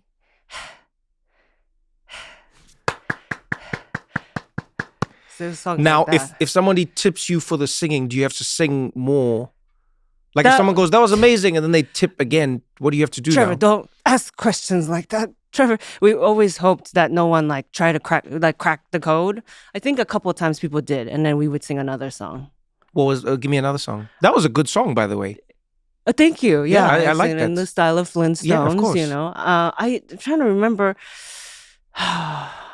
I don't remember. That's the main one. That was like the main go-to. I think there was like a "We're Off to See the Wizard," the Wonderful Wizard of Oz, but we did it with like ice cream words. Yeah, I don't remember Do something. you still like ice cream at all? After that? Yeah. I do, but the singing was a lot, you know, in that, because I always worked with this kid who loved the singing part, and he would also add dances. Oh wow. So then I'd be like, stop, like people, because I was always in the shift with him, and people would be like, oh my God, it's the duo. And I'm like, no, I don't. I did this when I just did this. That was him. He would go all out. He would do spins like we were on Broadway. Cold stuff. I'm like, bitch, we only got $1 between us. We have to split this $1. I was like, I just got my green card. I'm just trying to live a normal life. But How old were you when you got your green card, by the way? 17, yeah. 17. Yeah, and so that was my first job, yeah. And then, Was it a big moment for you getting the green card? I didn't even, looking back, it should have been, but Yeah. you know, I didn't realize because of that, I got to finally work. Yeah. You know, I wasn't like under DACA and things like that. Yeah. So, you know, I had to wait till I got a green card to be able to even start like contributing to the family, Yeah, you know, yeah. with money and stuff like that. So that was cool. And then I got to finally take a driver's license test, which I couldn't before without a social security number. So, you know, it was a lot. I feel like in my life, it's always a lot at a time. I'm learning multiple languages and going to church, learning a whole new culture. You know what I mean? It's like, bitch, now suddenly you're working, getting a driver's license. You're the only person that drives in the family, you know? And so it's just a lot. So yeah, was it a big moment? I don't think I had a moment to realize it was. It sounds like you had a lot of pressure at that age. Yeah, a little bit, but I didn't even, you know, I don't think I realized it. Yeah. It was just the defaults. Yeah. I was like, okay, someone needs to get us around. And so because you are you still living at your uncle's house at that stage? Mm-hmm. Yeah. And so now you're contributing to the larger family. You bring the money from Cold Stone, contribute to the family. Which is very little money. Yeah, by the way. really. That's why I'm, you know. Very little money. But I was stoked that I was like, oh, I can finally do the things I'd seen all my classmates do, like get the, you know, drive or working and then also college too. I didn't know what would happen with college when I found out I was undocumented, and I was like, I think you need a social security number to go. And so it was just kind of very lucky that at, you know, around the time you're supposed to start applying, I got... You got your green card. Yeah, right. Where did you apply? I applied to all the UCs. I had really bad grades. I wasn't a good student. So, I applied to everything, but got into 2 schools, UC Riverside and like UC... I forget the last one, Merced or something. Okay. For psychology, I just randomly chose something. I didn't really dream big, you know. I was like, why would I? Why psychology though? Of all the random choices. I think probably because of my mom. Yeah. But I guess at the time I was like, I like people. I don't know why. But sometimes all the answers are there. Yeah. Yeah. I wanted to probably get to know someone like my mom more and understand her and people like her. Yeah. So is that what you studied? yeah, I studied psychology. Wow. I went to Okay. UC Riverside for like a year and a half. I dropped out. Again, it was hard for me to like concentrate. I had my first boyfriend. I was just excited. I was like, I can drive. I have a boyfriend now. You know what I mean? What am I doing studying psychology? I don't have time for this. I'm gonna elope. I've made it. I'm working at Cold Stone Creamery. This was the only dream I had. I've peaked. You know what I mean? What else was I gonna do? So, I think when my second boyfriend at 19 told me, "You're funny, you should try stand-up," I was like, what? Why would I even think that was possible or available to me? Why? I just got my green card. Who am I? Who would want to hear my story? You know what I mean? Like, there's nothing going on here, So, yeah. Was there ever part of you that thought of or wanted to escape the family? Or was that not an option in your world? I wanted to. I think that's why, once I had a boyfriend, Yeah. I left the home and I tried to make him my second family. Uh-huh. So, when you probably never fell into this. I don't see you as a person because I feel like you're pretty self-aware from maybe a young age. But when you date someone, sometimes you take on their personalities. Oh, yeah. No, for sure. No, I've definitely done that. Where you're like, you're into something, you pretend you're into something, but that's their interest. So I never struggled with that, but what I would do is they would sway me too much like in their vibe, but I wouldn't be interested in what they're interested in. But their energy could affect my energy. Sure. Because I'd grown up in a world and in a home where I was so hyper aware. Mm-hmm. Like I grew up in a pretty violent household. Yeah. And so one of the things that did to me as a child was it made me hyper vigilant. Right. Because I had to know in every moment, like, oh Jesus, my stepdad drunk, and if he's drunk, how does that change the day? And what do we do? And how do we act? And how do we keep the peace? And you know what I mean? Right. So that hyper vigilance continued with me in my life. So then when I would be in a relationship with somebody, I would pick up on their emotions sometimes before they would pick up on their emotions, and then I would shift myself. Yeah, no, I totally get that. So I wouldn't pick up their like interests or anything, but I think I had a similar experience in that way. I see where you would, just kind of walk on eggshells sometimes. Yeah. Okay. Yeah. That totally, like, I totally get that. My mom being unpredictable too. Yeah, right.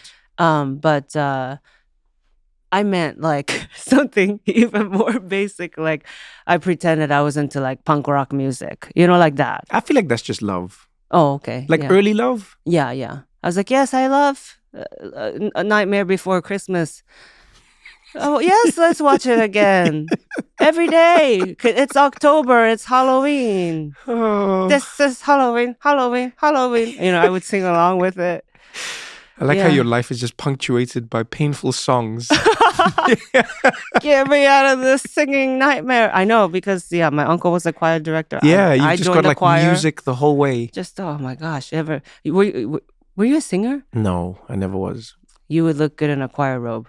Why have I pictured you in a choir robe before? I don't know. Have you not in like a sketch or something? A choir robe? Yeah. It's possible. Yeah. It's not impossible, I'll say that. Right? Yeah. It's not like the most extreme thing. If you said to me, Trevor, you've worn a choir robe at some point in your life, I'd be like, yeah, that's very possible. Right? Yeah. Okay. I don't know why, but it's very possible. I'm putting that image. I just see you in it right now. Well, thank you very much. And what's the color? Well, it's just like white with like the red.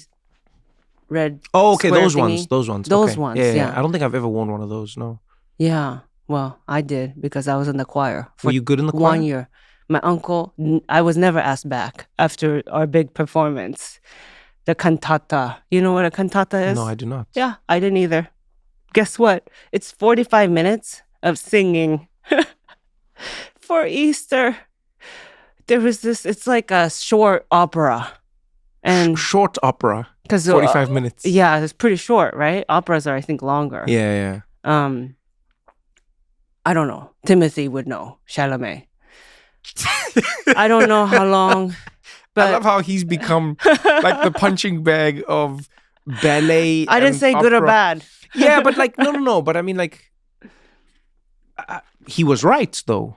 That it is a dying art form. I think the way he said it might have inflamed some Sure. people's emotions. Yeah.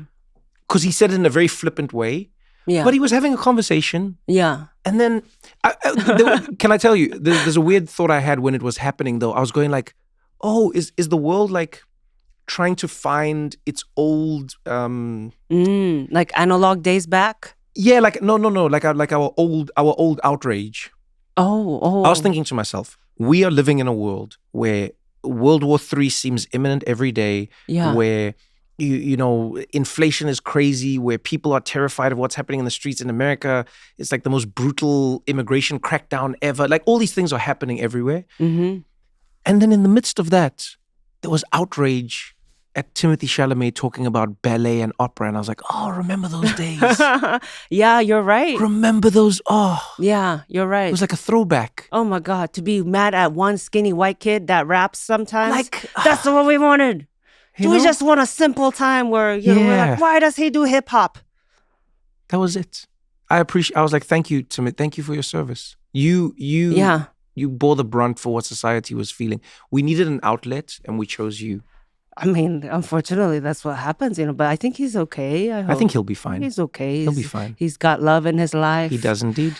One of the most powerful families in around, you know. Yeah, you could say backing that. him. Yeah. Backing him. I don't think he needs them to back him. You said like they're backing him, like, you got this, Timothy. Probably. No, they shame. Probably I think did. No. You know? I think his life is probably like more normal than his people mom think does it is. ballet and his sister too. That's what people don't realize about the statement. About his statement? Yeah, is that he grew up in that world. Yeah. And so he was saying, this is what I mean by the context we remove from every statement or conversation. Yeah. Robs us of the nuance that you experience in murder documentaries that like helps us communicate. If Timothy Chalamet had said, it's Timothy, right? But I guess you seem weird if you say Timothy, whatever. But Timothy. Timothy.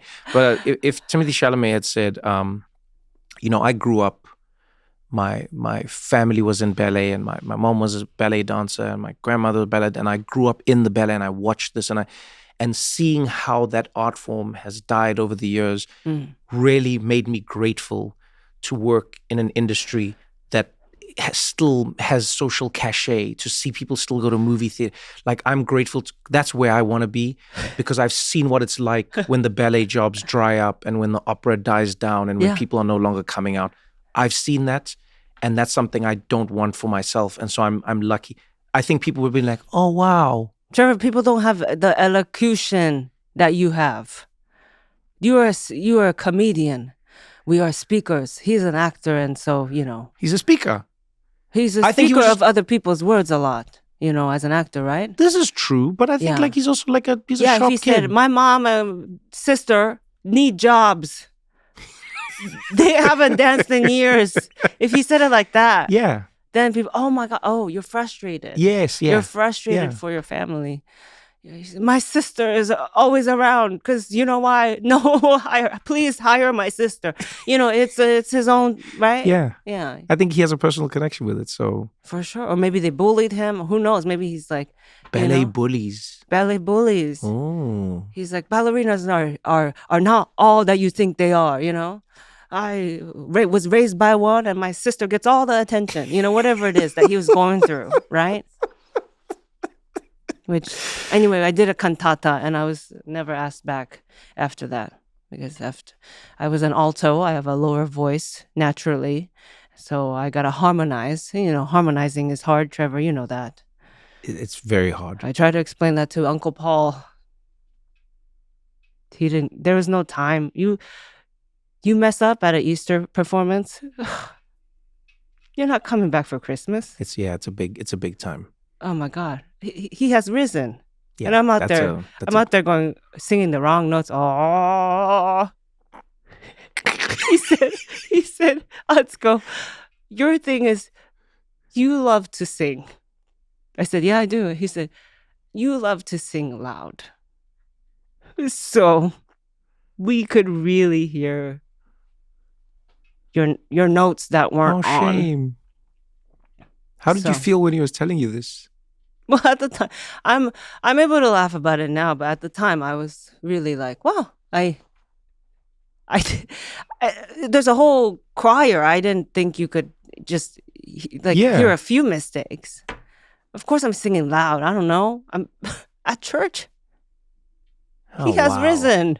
Damn, you should have been at Black Church.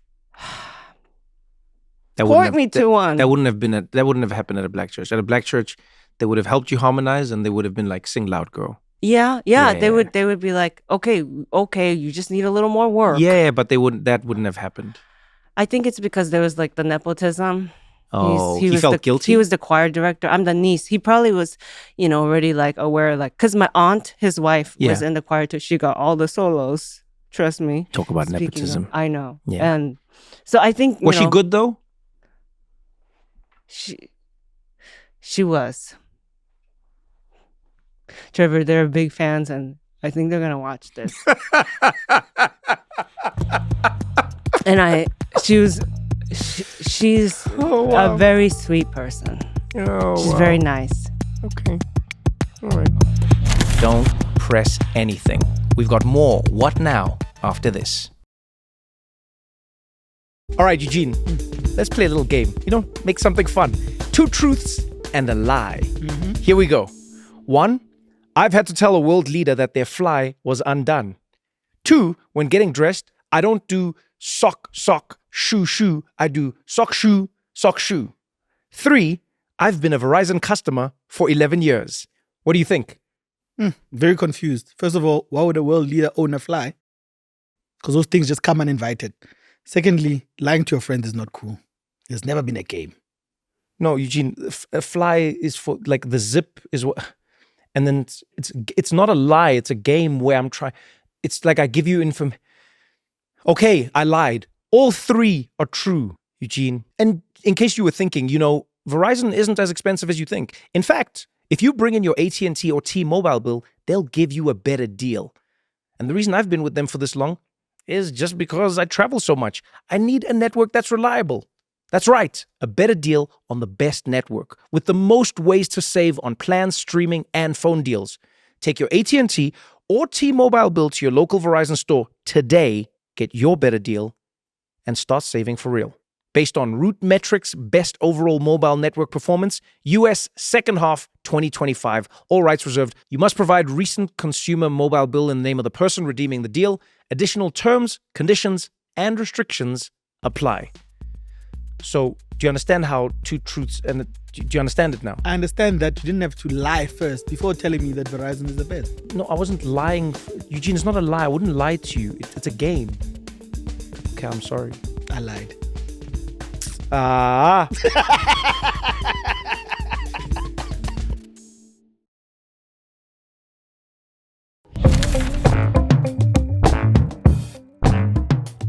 So when you look at your life now, I mean, it feels like, at least from the outside looking in, obviously you've said you found your voice in comedy, your vibe, your style. You're also blowing up. Right? And you feel that moment. It doesn't matter what you do in entertainment. There are these inflection points where it feels like you're hitting. You know what I mean? And correct me if I'm wrong, but it feels like you're like hitting. You know what I mean? You're there. You're cruising. Does it feel like that to you? That I'm finally hitting certain strides. Yeah. But like because you. All right, I'll speak for myself. There was a time in comedy where it's like I didn't know when the next gig would come, if it would come, how it would come. So it was very much like, do a gig.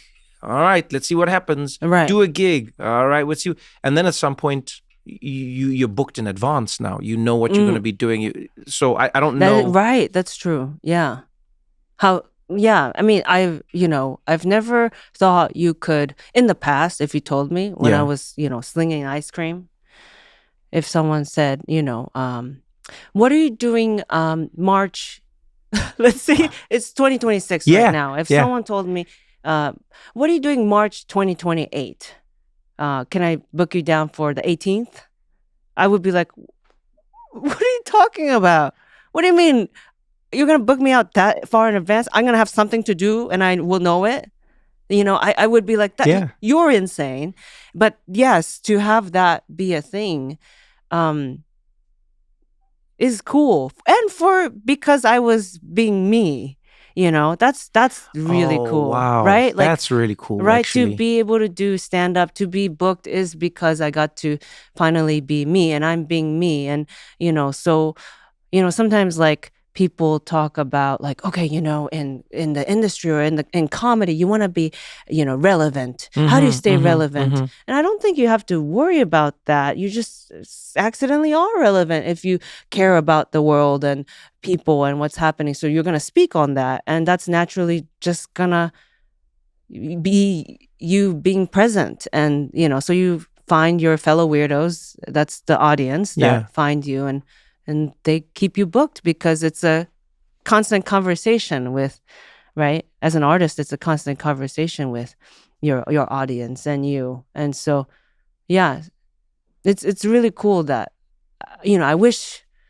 when I was starting out stand up, it's like, okay, how do I start? What do I grasp at? Kind of just being you was kind of a thing you would think would be told to you, but it wasn't, you know. It was more, maybe people were more focused on like, how do I get success fast or something. Right. I think you got to have a type 5 or whatever. It's like, okay, but what does that mean? Like, well, you know, what are the things that tickle you and you really want to talk about? And then you can hone the craft. That's easy. Just like, you know, I would like to think being an alto or finding the right tones to sing at is easy. But, you know, being you sometimes is harder, I think. I think it takes time. It's funny. I think there are 2 steps or 2 levels to it. Being you is one of the hardest things ever. But then I find there's something that people often don't speak about enough, and that is being comfortable allowing you to change is the second hardest thing. Being comfortable allowing you to change. Yeah. So like when you're an artist or when you're a person, being you can be very difficult, like finding yourself. Being like, oh, this is who I am. Took me forever. Yeah. But I don't think enough people speak about how hard it is to realize that you can change as well and should change. Yeah. And so what I've seen people do, let's say specifically in like art, is sometimes people will stay as that thing forever because that's them. But then now they are the prisoner of the them that they became. Right. And then now, like when an audience will tell you, that's not what Atsuko would do, or that's not how she would, and you're like, oh yeah, that's not an Atsuko joke. I shouldn't say that. Because an audience at some point will tell you, they'll be like, I just didn't feel like this was like your kind of show. And you're like, what does that mean? Yeah. I mean, musicians, I think I look at musicians a lot. Yeah. Because they probably deal with that a lot. Oh, and definitely. They have to reinvent themselves. The next version, you know, Beyonce, I am now going to play with country music. Last time it was the ballroom, you know, the queer scene and the community, you know, that inspired that album to, you know, right. And comedians, we don't get to think of that as much, or, you know, I've kept this haircut. I'm like, how long do I have to keep this haircut for? You know what I mean? Until all But you don't, but that's the thing. Right, yeah. And that's like, the thing that's like, it is hard to remember that we shouldn't allow our freedom to become the prison that we were trying to escape in the first place. Yeah, totally. Yes. Oh, that twinkle in the eye. Yeah, that's why there's 2 cameras on you, because we have to catch every time Trevor goes there. Oh, God. It's good. You know, these are compliments. Oh, goodness. Yeah. An extraordinary thinker. Oh, wow. Artist.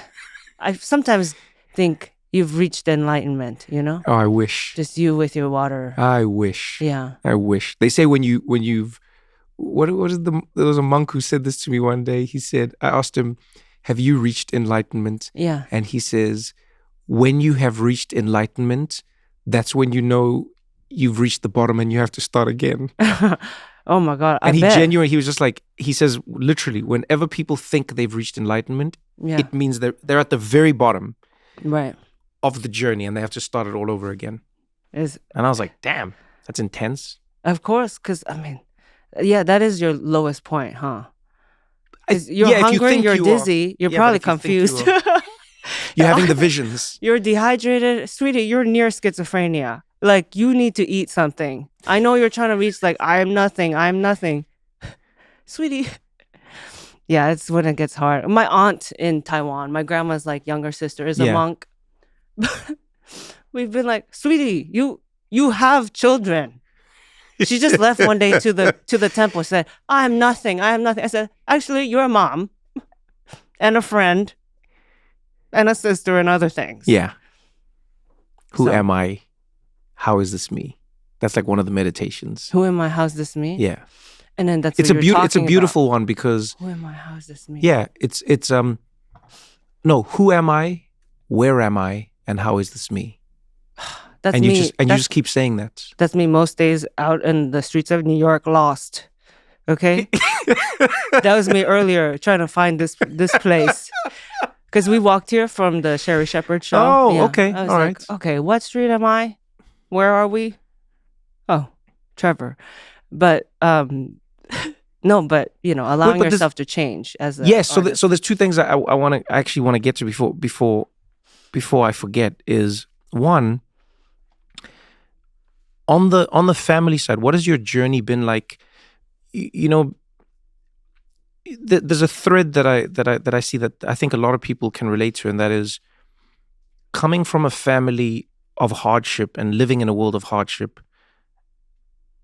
means achieving becomes so much more important. It's not just like a trophy. It's not a mantle. It's meaningful for survival, right? Mhm. But then what that comes with is an excessive amount of pressure as well for that success to maintain itself or to keep growing or to keep like. What has that journey been like for you as somebody who was contributing and helping the family? You know, I'm assuming you're still doing that now. Mhm. Does it feel like, oh, good, you know, the comedy helps me do this? Or does it feel like, oh man, I need the comedy because I need this to keep going so that I can support the family? I think it's a little, yeah, it's both happening. And you know what's wild? I feel more pressure from actually like not the fans, but from society more than family. In what way? Like family knows. Family is like, oh girl, we got you too, you know, like we Aw. appreciate you. You know, my husband works for me too. So I am the main person, you know, that they're, you know, for me, my husband, my mom and grandma. Right. I'm like, me? I don't even know where my keys are at. So that's too bad for you guys that I'm the breadwinner. But yeah, I want to continue being like a good artist for the people and not let them down. So I feel that pressure the most, actually, out of anything. Like you were saying, you know, it was very helpful that you said, you know, it's hardest to be down to with, you know, yourself changing, right? Yeah. That's, you know, as you write the next hour of show to, you know, it's like, oh gosh, what have I not talked about? To, oh, this joke is very similar to that last one I had. It's same theme, you know. Am I evolving as an artist? Yeah. Things like that. That's I'm the hardest on that. Yeah, because it's happened so fast, and I was never meant to be a comedian. I don't think, I think the opposite. or I this think you kind were of life. absolutely meant for it. I it's the only skill I have. But, Yeah, but at and- this point, But I often think that's in a perfect world. I Mhm. think that's how a society would run. Is the only skill that people have is where they would end up doing their thing. Like I think we've Mhm. created too many funnels in the world now. We've made everyone doctor, lawyer, engineer, like all those types of things. We Right. need engineers, we need doctors, we need lawyers. All right, fine. yeah. But I do think it's beautiful to be in a world where everyone's one skill just happens to be the thing that they can do, and then we don't diminish that skill or go like, oh, that's all you can do. It's like, yeah, I can only paint. Oh yeah, we need paintings. You know, Sure, I can sure. only make music. I can only lay bricks. Yeah. Have you seen beautiful masonry? Like it's. Do you know what I Right. mean? There's Totally. something. I think we need that. So Yeah. No, I'm into it. But I mean, I guess I didn't prep for this. So it's happening very fast. And I've only been touring like the past 4 years or maybe, yeah, past 4 or 5 years. It's Yeah. but I started stand up, maybe like 17 years ago. I Right, just right, took a right. lot of breaks. I didn't believe in myself. I would go, oh, it's just a hobby. I'm not going to take it seriously. So, it's very, a lot of, just in the 4 years, it's the touring and then 2 specials, everything back to back to back. So I just don't want to mess up, Yeah. No. Yeah. I can imagine. Yeah. I'm like, okay, don't, yeah. Yeah. That feeling is one that's quite intense.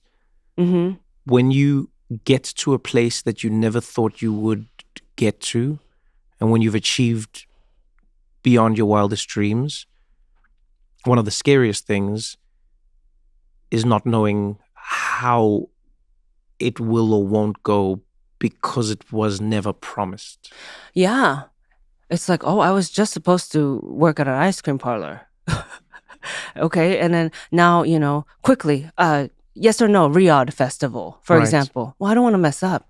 I don't want to hurt anyone's feelings. And my gut instinct says it's not a good idea, things like that. Yeah. And then, conversation ensues.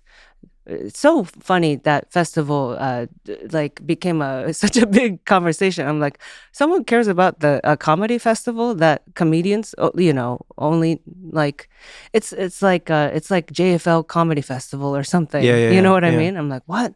Even my dad, who just lives with his cats in Japan, has heard about it. It got that far.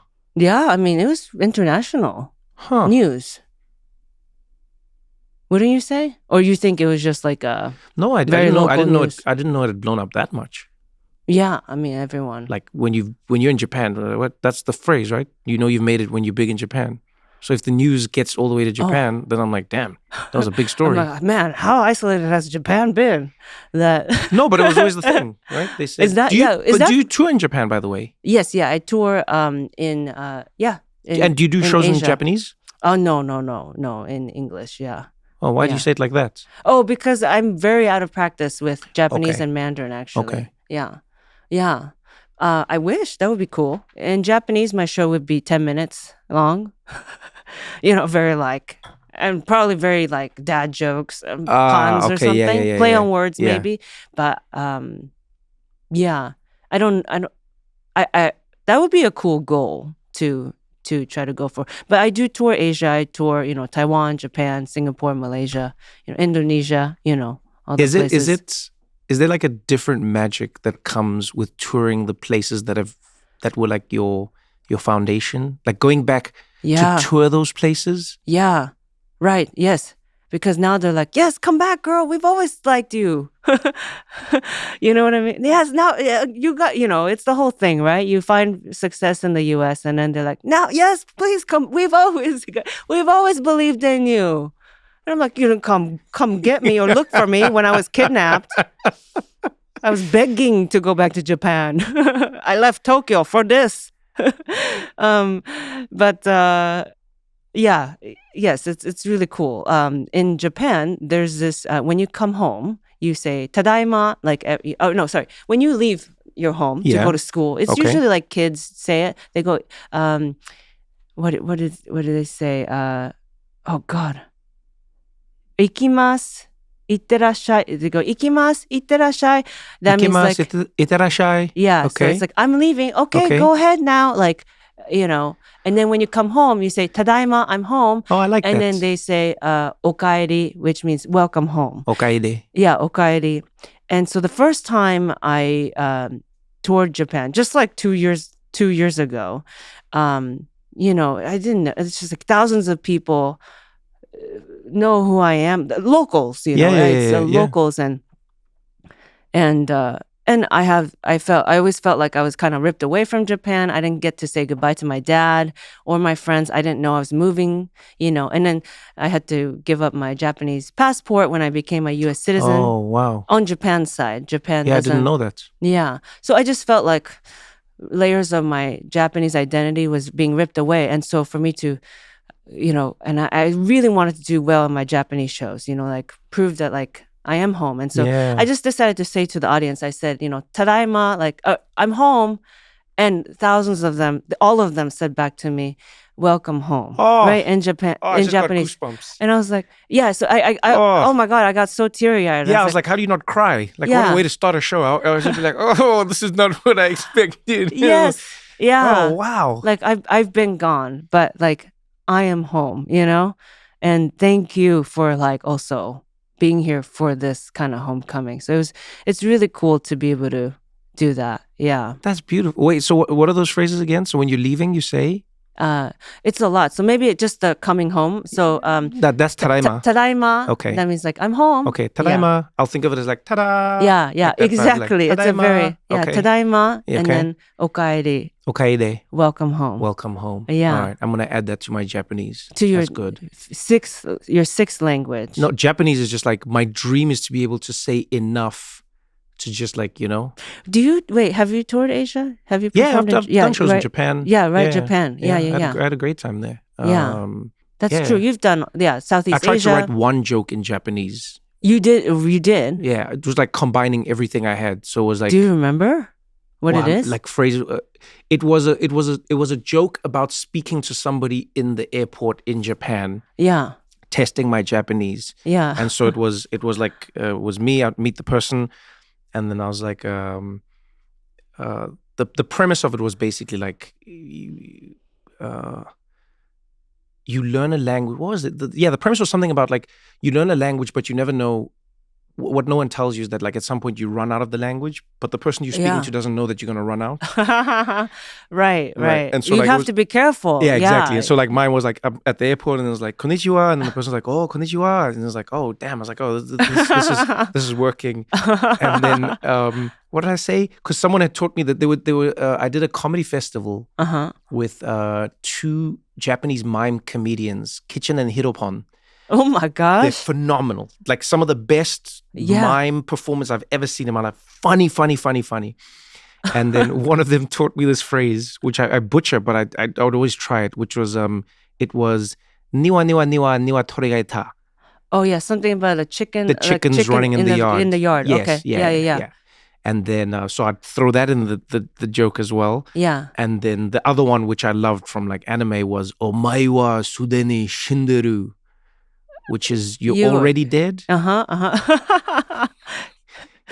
These are not sentences you really want to say at an airport. This is what made it a great joke. Yeah, I'm like, so literally, that's like, and I had this bit, but what was weird was when I was doing it in Japan, right?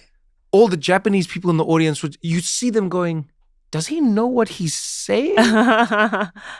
Does he like? And then like after the show, someone came up to me and they're like, it's like Trevor. He's like, when you said this on a stage, he's like, who told you this is Japanese? And I was like, oh man, long story.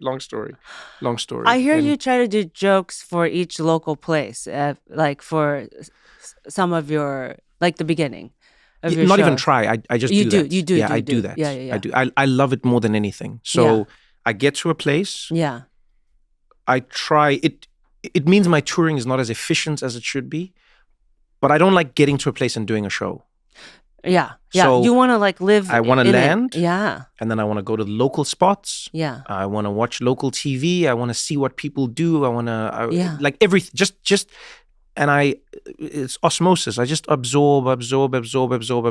Yeah. And then when I get to the show, something happens in my brain and I start processing my experience. And so I do this everywhere I go. Yeah. What are some of your favorite places?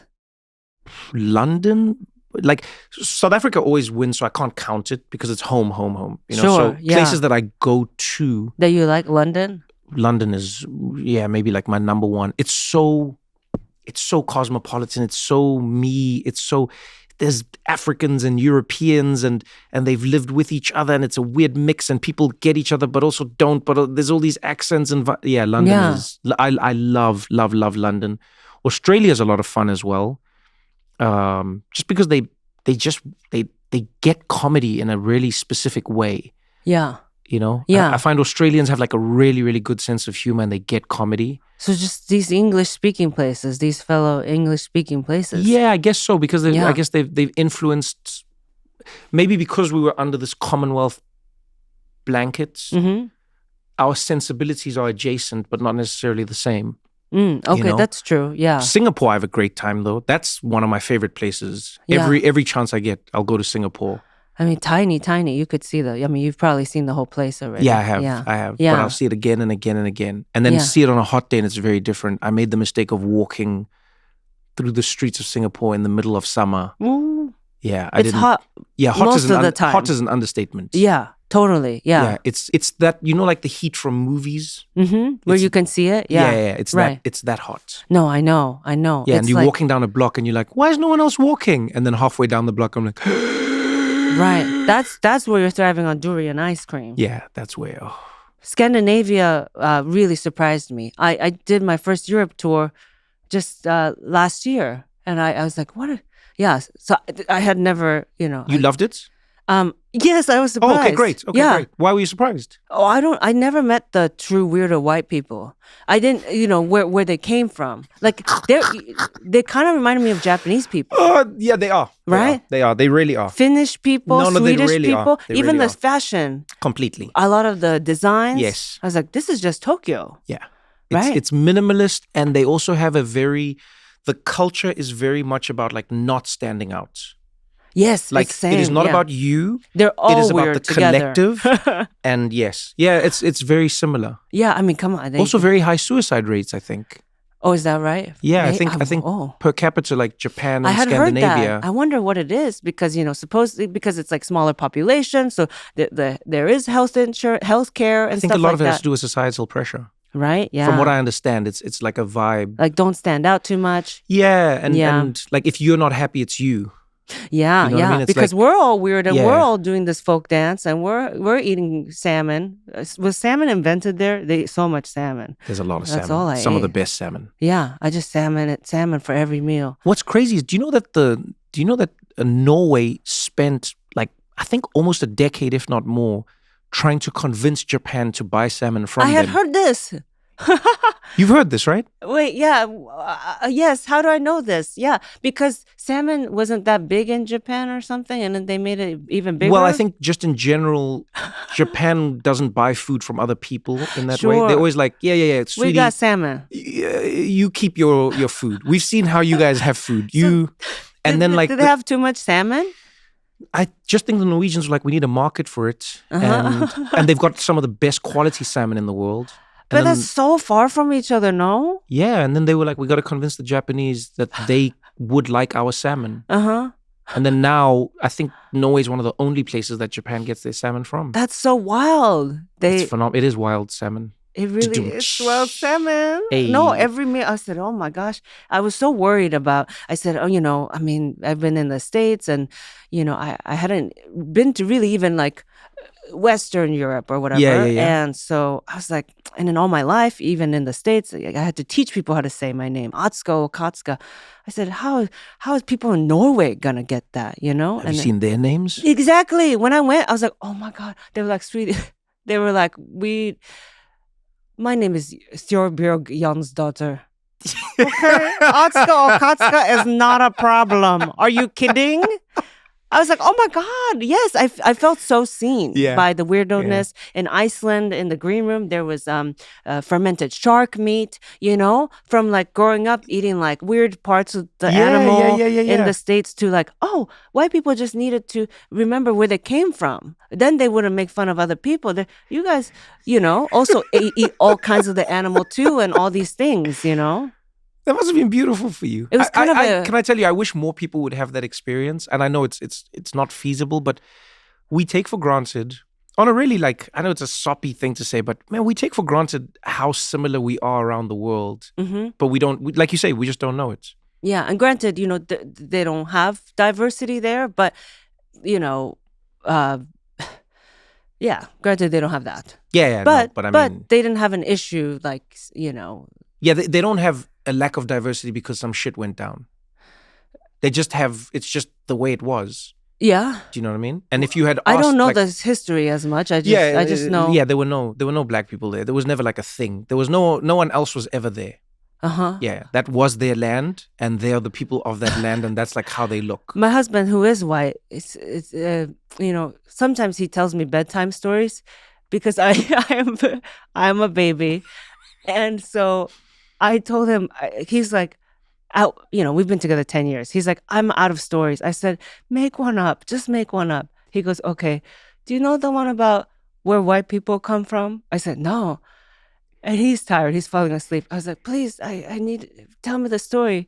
He goes, well, white people come from the ice rocks in Ireland. It melted, and then white people came out of there.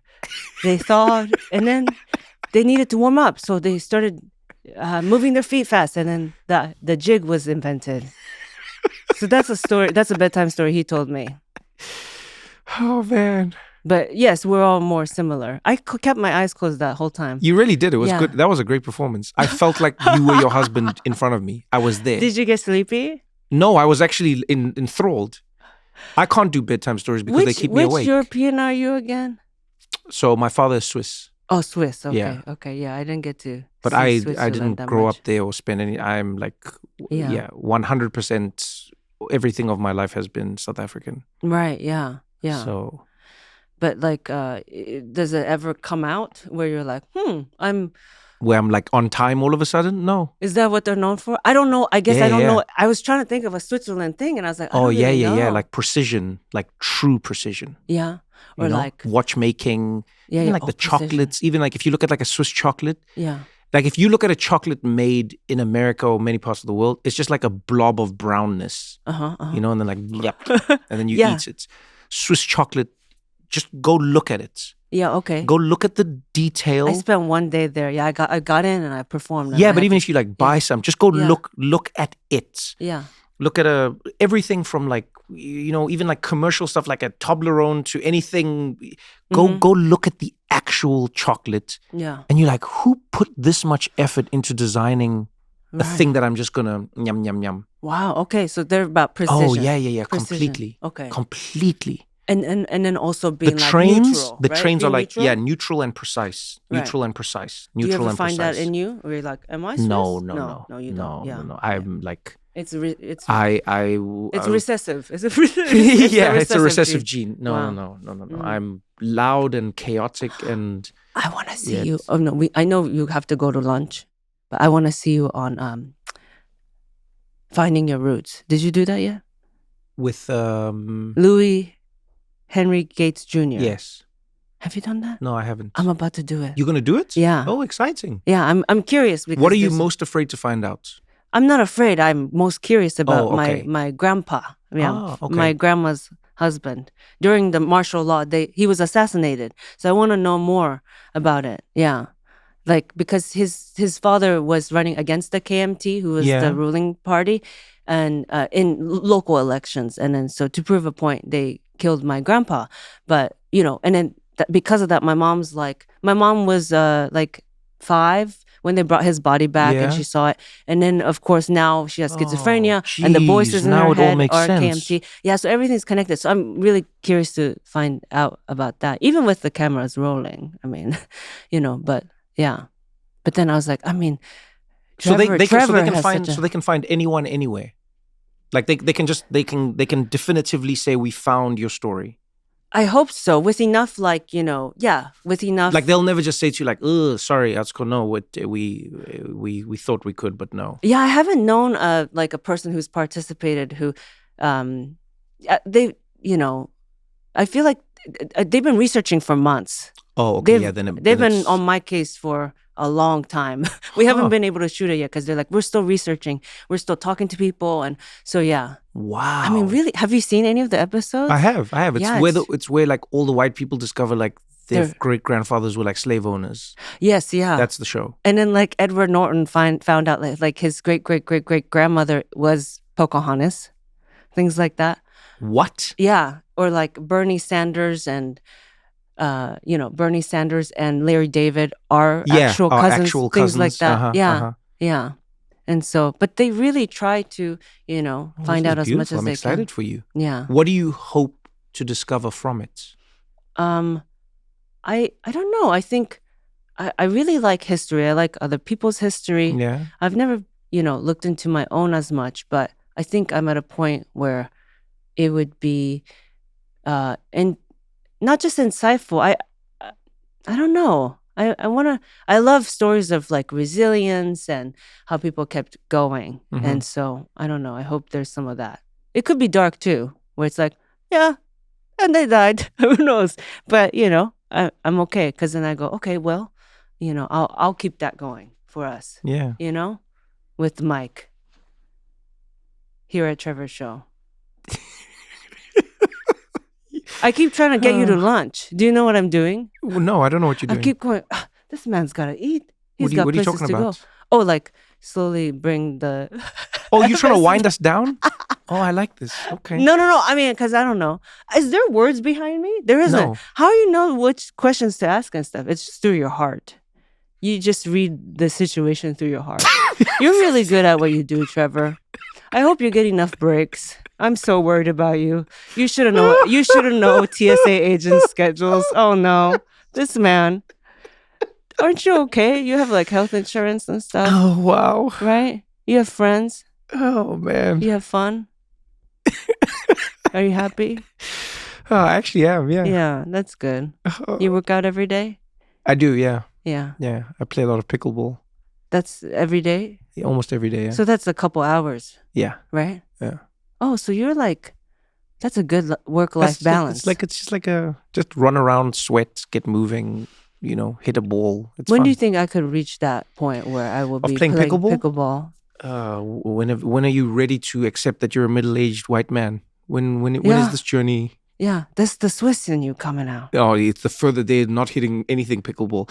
No, I think it's when do you get to that point? When you get to that, you're already at that point, is the way I would put it. I'm afraid to relax like that.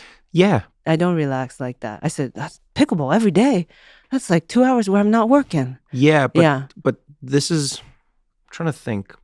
There are a few people who've given me pieces of advice that have really, really stuck with me over the years. One was Chris Rock. When I was first starting out at The Daily Show, we met each other before I started on The Daily Show, but I'd just been announced as the host, and we chatted about things and everything. And he was like, if you ever need advice, reach out. I didn't know this man. This is Chris Rock. He's a legend, and he was really kind, still is. And he where was it? Like at the cellar, at the Comedy or something? Cellar, yeah, at the Comedy Cellar. And then I met him again a few months later at the Comedy Cellar, and he was like, "How are things going? What are you doing?" And I was really excited. I was like, "Yeah, I'm in it. It's really hard. I'm doing the Daily Show, and I work every day." And he's like, "Oh, and then I was like, yeah." And then on weekends I go do stand up. I hit the road and I do stand up. Right. And he's like, "What? Every day?" And I was like, yeah. I said, I work Monday to Friday at the Daily Show, and then Friday nights I leave immediately, go do a show Friday, Saturday, and then Sunday, and then Monday I'm back at the Daily Show, and I genuinely thought he was going to be like, "Yeah, good for you." And Chris looked at me in like that classic Chris Rock way. And he was like, he said, I'll never forget it. He said, "You're gonna be the worst comedian ever." He's like, "You are gonna be the worst comedian ever." Oh, wow. And I was like, "What do you mean?" And then he said, "Comedy comes from life. You ain't living." He's like, "You can't make comedy doing comedy." And I was like, "Oh shit." And we had a conversation about understanding that art is inspired by life. And so to be responsible as an artist is to live away from the art so that the art can become better. Right. Yes. And so in a way, it made me trick myself into learning that not doing it is working towards doing it. And that's how you play. When you play, you're thinking that this is for my art. No, I just go like I have no. I don't hold it on me. I don't go like I should be. I could be. I'm like no. by existing, Mhm. I'm always doing something that contributes to my art. Right. It's like tax write-offs or something. Yeah. Where you're like, hey, because I'm eating, but I'm an artist eating. This is a tax write-off. It's like that. I don't right? think that's a tax write-off. You might want to meet with a new tax consultant, but Hey. I think fundamentally, yes, it's in the same realm. Right. So yeah. you don't rest at all. What do you do? What do you do to other than like sipping tequila and bedtime stories? How do you find your Right. I definitely am aware that I need to work on that because I play this video game on my phone where I own restaurants. huh? So in my off time, I'm still busy because not only do I own them, I also work at them too. It's a wild game. And I own so many restaurants. Has the game got you to spend money? Yes, I've spent real money sometimes They're so good at that. to help you get upgrades. Yeah, of course. Because you got to speed up the upgrades. Yeah, I mean, What do you have to like upgrade? and when the you're an kitchen? entrepreneur, Yeah. if you're an entrepreneur, you have to invest money too. Make money. Thank you so much. But it's interesting I how knew the you money were from the fallible. games, they never let you turn into real money the other way around. No. Slick business. Yeah, so it's like maybe I'm upgrading the counter, the look of the remodeling my restaurant. So that you can serve more customers. Yes, maybe Yeah. there's another seat, that I Oh. add, or buy fresher produce, more organic produce. Those are upgrades. Of course. Sometimes you can upgrade your waiter, who is also me, to walk faster. Yes. So there's that too. Because then you can serve more customers Time is more money. quickly. Yeah. You understand. You play this Yeah. game? No, but I played a version of it. I think a healthier version. You would love it, I think, if you Okay. play this kind of game. Yes. It's a game called Dave the Diver. Dave the diver. Oh, Yeah. he dives for So it's a like story of clams. a diver Yeah. who gets recruited. He just loves eating good sushi. There's a story? Yeah, it's a fantastic game.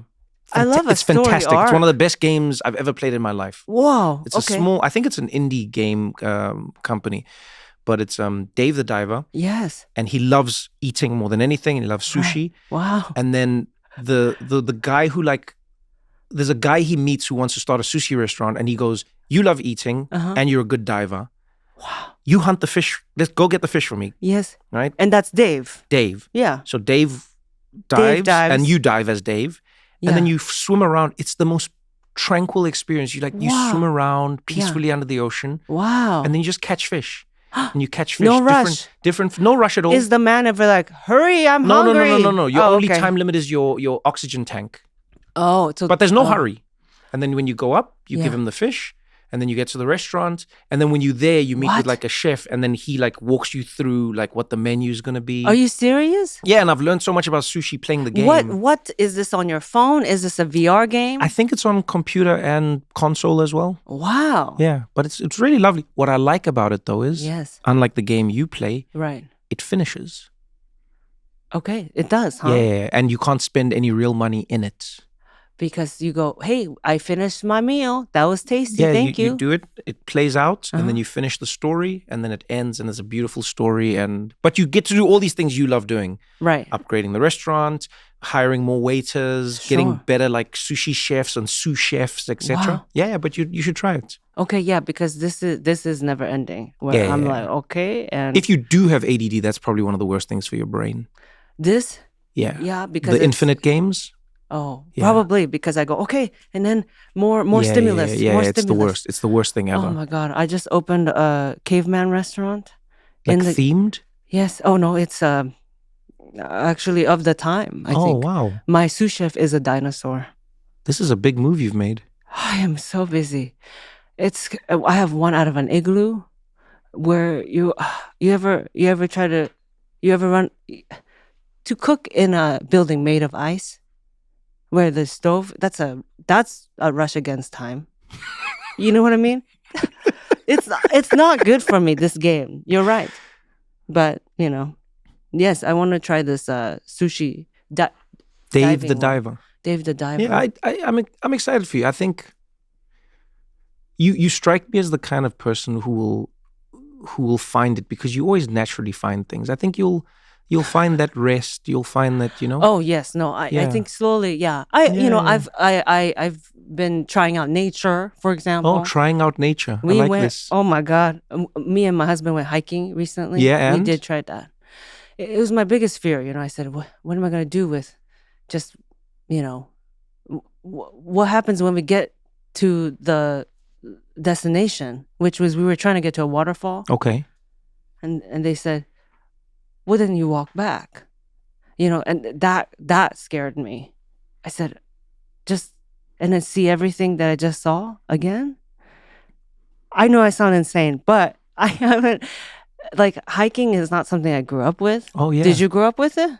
No, but we just walked outside. So. That's what I'm saying. Yeah. Right? Like, I feel like single moms didn't really take their kids hiking. There was no time. Yeah, hiking is not a thing in that way. Yeah. Depends on where you are. Maybe if you're like a single mom in Denver, Colorado, maybe you do it. That's true. You know? That's true. Like in Japan, it wasn't. No. With what? There was no hiking trails near us. It was a very American thing, just like eating salads, Yes. It was all stuff I discovered here. I said, oh, so people just walk towards like a thing and then they walk back in nature. And how was it? They get back in their car, right? It was good. I guess, we're very new. I didn't really even know how to dress for it. I guess I dressed improperly for it because I, posted it in my Instagram stories and all my fans were like, that is not an outfit for. Why are you wearing a winter coat? We brought sparkling water to drink and they said this was a moderate hike. Oh my God, me and my husband, we were out of breath the whole time, uphill. Oh my God. And then we got thirsty with sparkling water.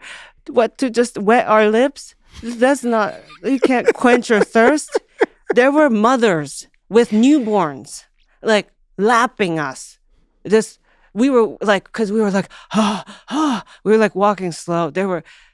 We saw multiple people pass us. And so it was a lot. But then like once we got to like the waterfall, it was pretty, I guess. And I was like, let me try to take in, why people talk about nature and all that. So I apparently the waterfall is prettier because of the walk.